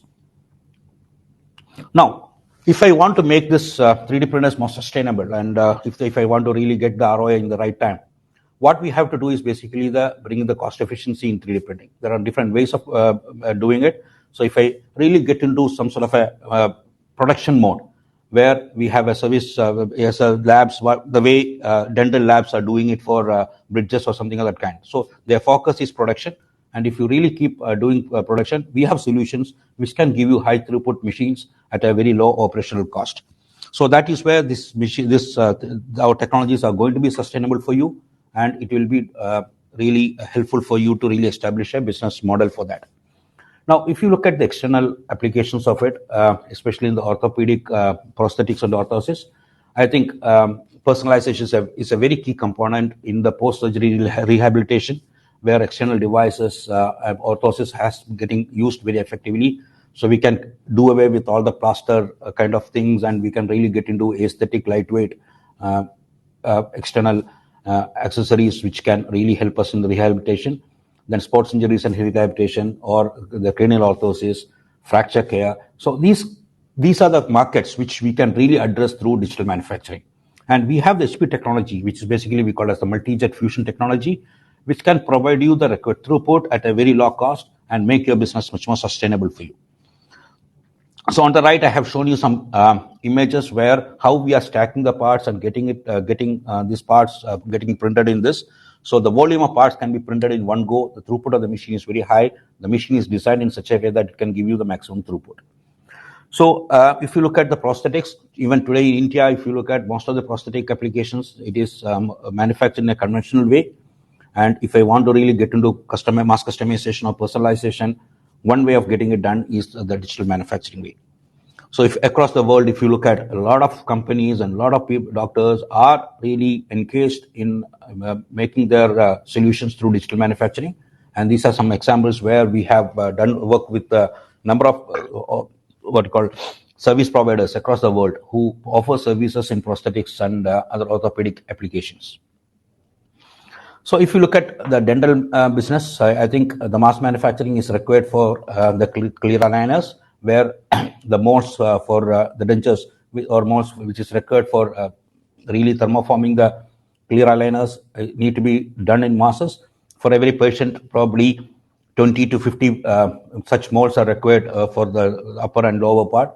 And if you are looking at the production throughput, which the machines can provide, we can really attend almost 11,000 patients in a year if you are really putting these machines in action with a utilization probably around 80 to 90% of the machine.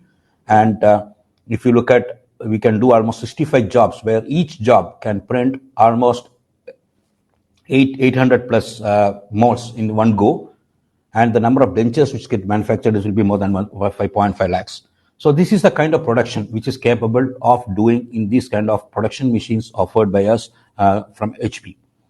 And we are the exclusive distributors for HP in this market, and we will be able to provide or help you to really give you a cost computation, or probably really find a end-to-end solutions for you, including thermoforming, the scanners, all this kind of stuff. We will be able to provide you through our distribution network.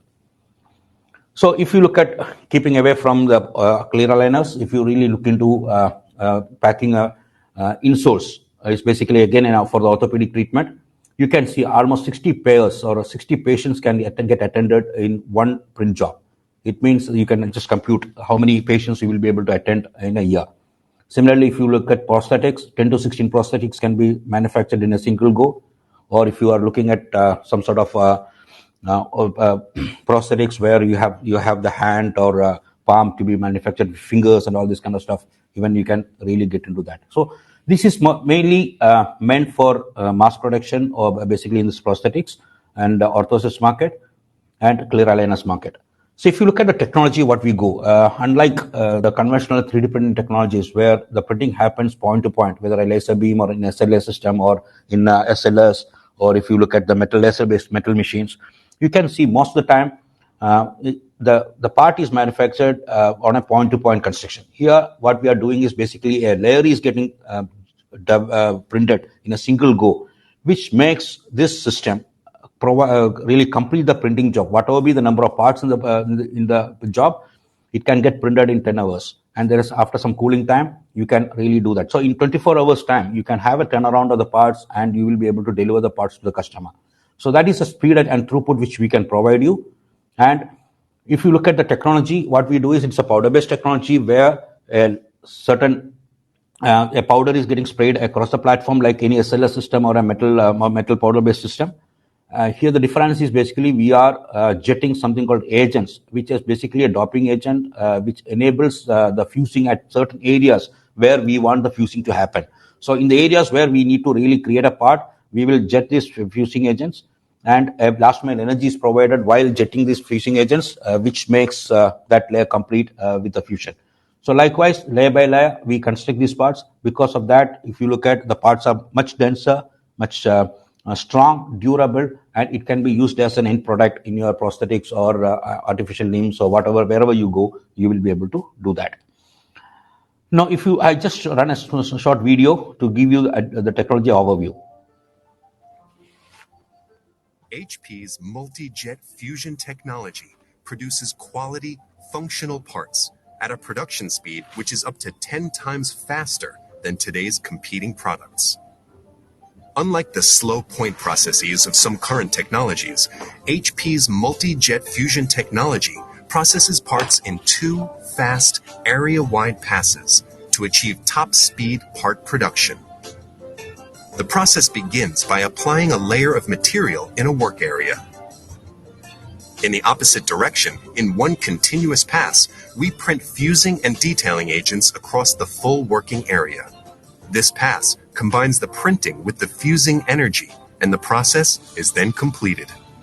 HP's proprietary architecture is capable of printing 30 million drops per second along every single inch of bed width, enabling extreme precision and dimensional accuracy.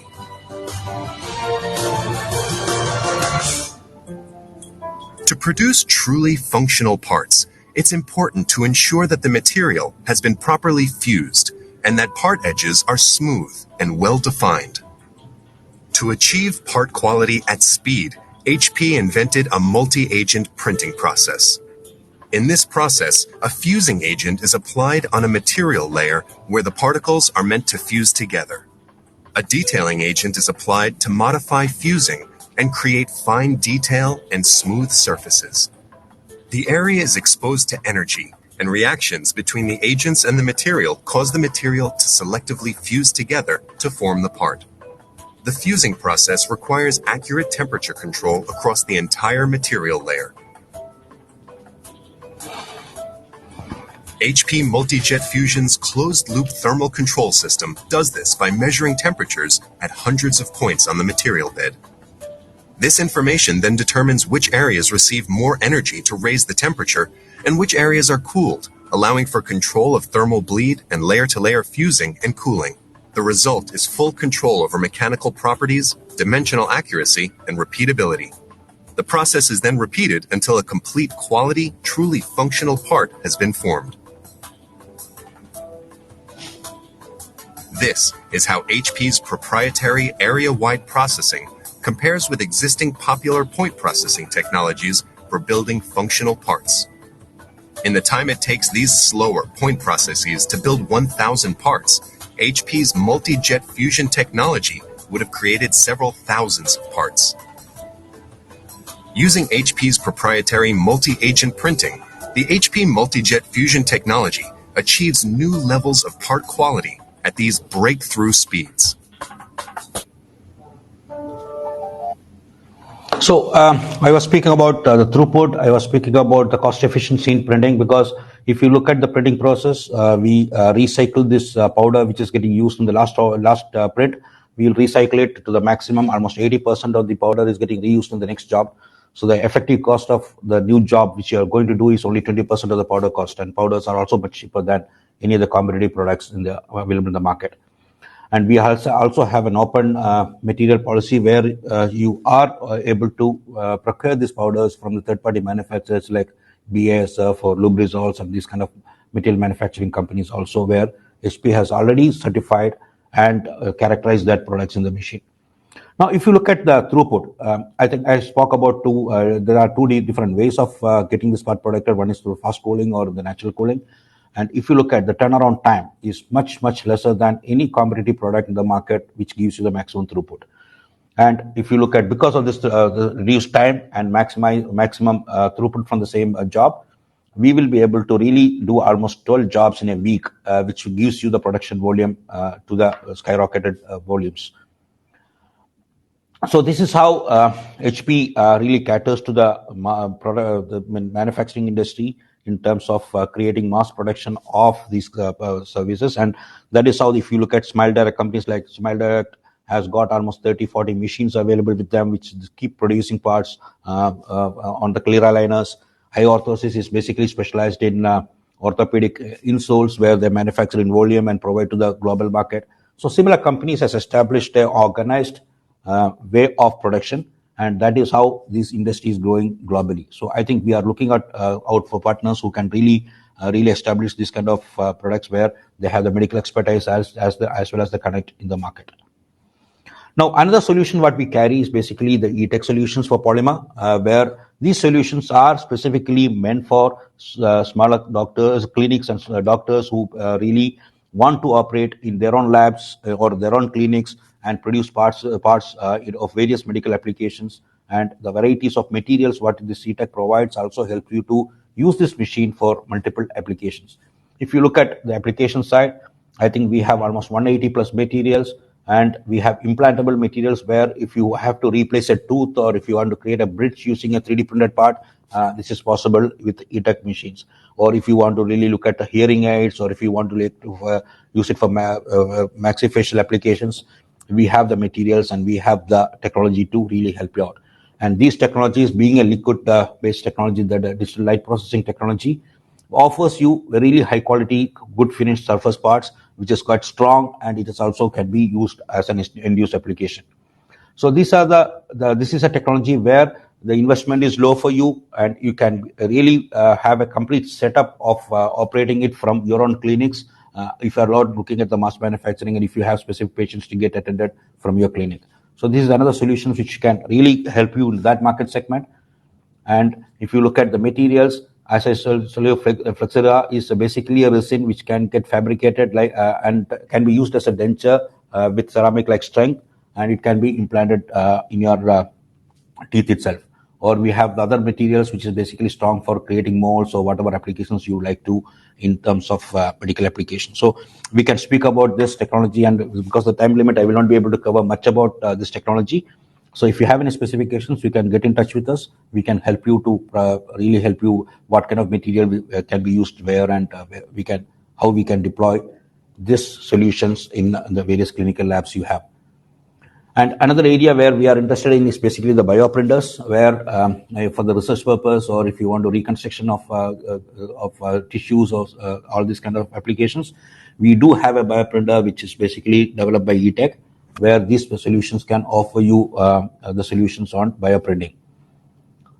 So if you look at the eTech solutions we have, in addition to the bioprinters, we also have varieties of solutions. This eTech is specifically, it is earlier known as Envision Tech, and this Envision Tech has been bought over by Desktop Metal, and that is how this has become eTech. Now it has been renamed as eTech, and the technology is not new. Technology is known to the market. People are using this technology worldwide as well as in India for various applications. Only thing is the renaming of Envision Tech has been made as eTech today.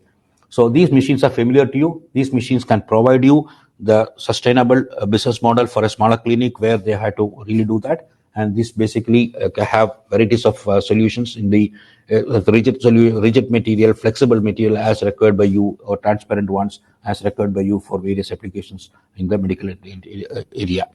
So I think our speakers prior to my discussion has spoken about a lot of applications, and these are the solutions which can really help you to really achieve these applications. Coming on to the machine manufacturing or accessories on this thing, we do have solutions. HP can help you out in doing that. We have the metal machines from Desktop Metal, which can really help you with the metal parts, and also we have the eTech solutions to really give you materials in flexible or transparent materials. So a combination of these technologies can really help you for the machine manufacturer, equipment manufacturers in medical to achieve or really use these 3D printed parts as the end-use parts in their machineries.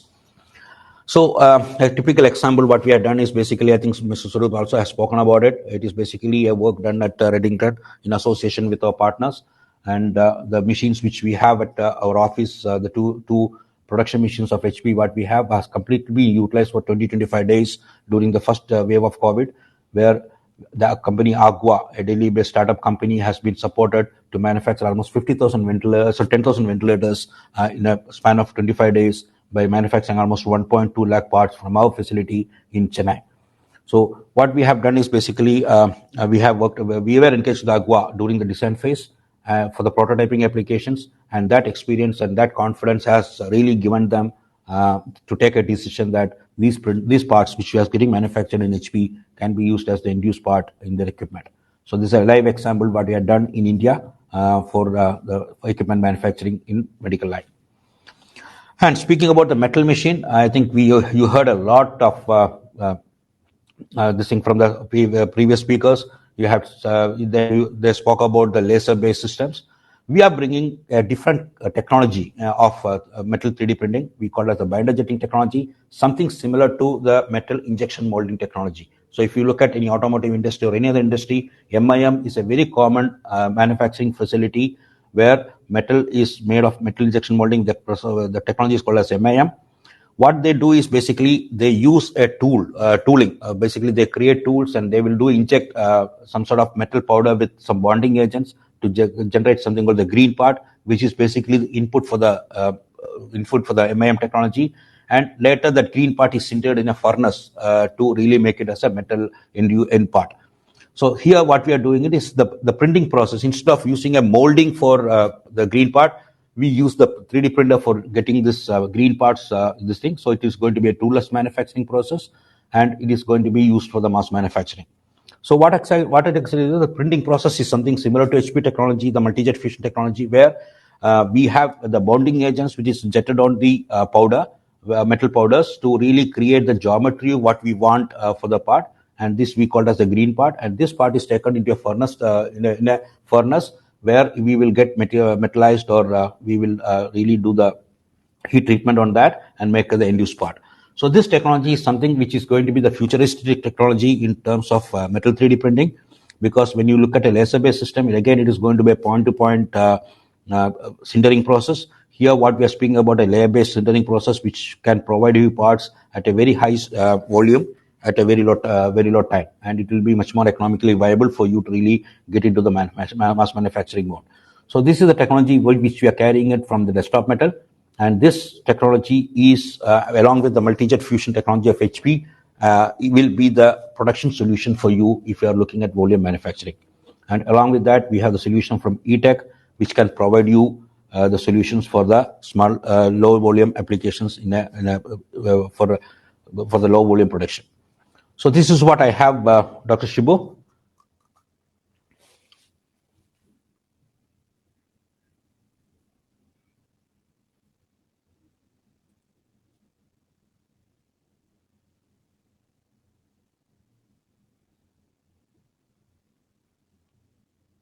Shibu, Dr. Shibu.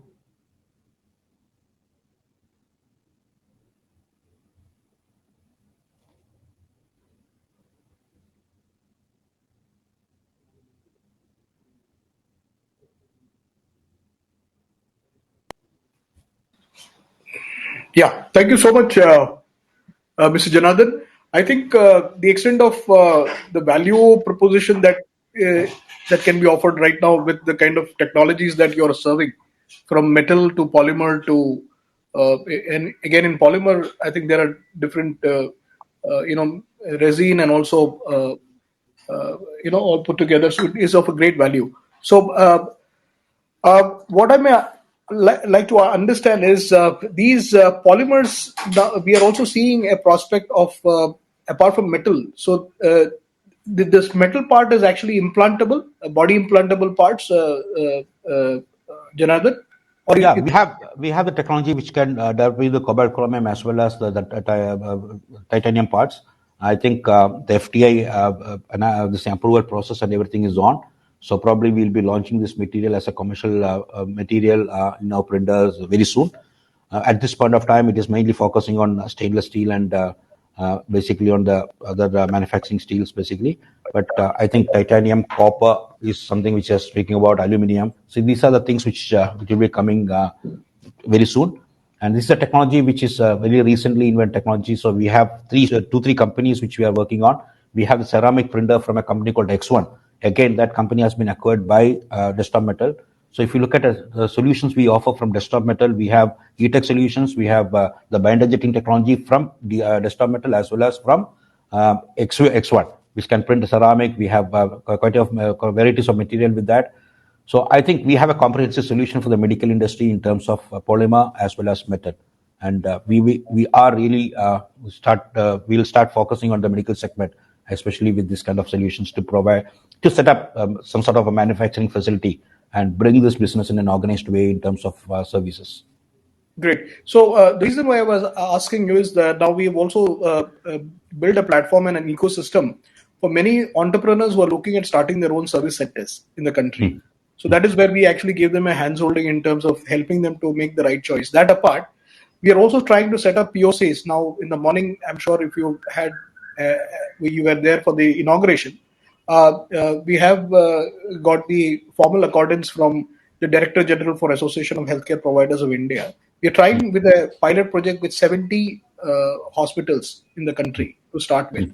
Now we are also listing down the solutions, the technology, and what are that going to really imply in terms of benefiting each of these specializations, may it be from dental to medical to orthopedics to orthotics and prosthetics, all put together.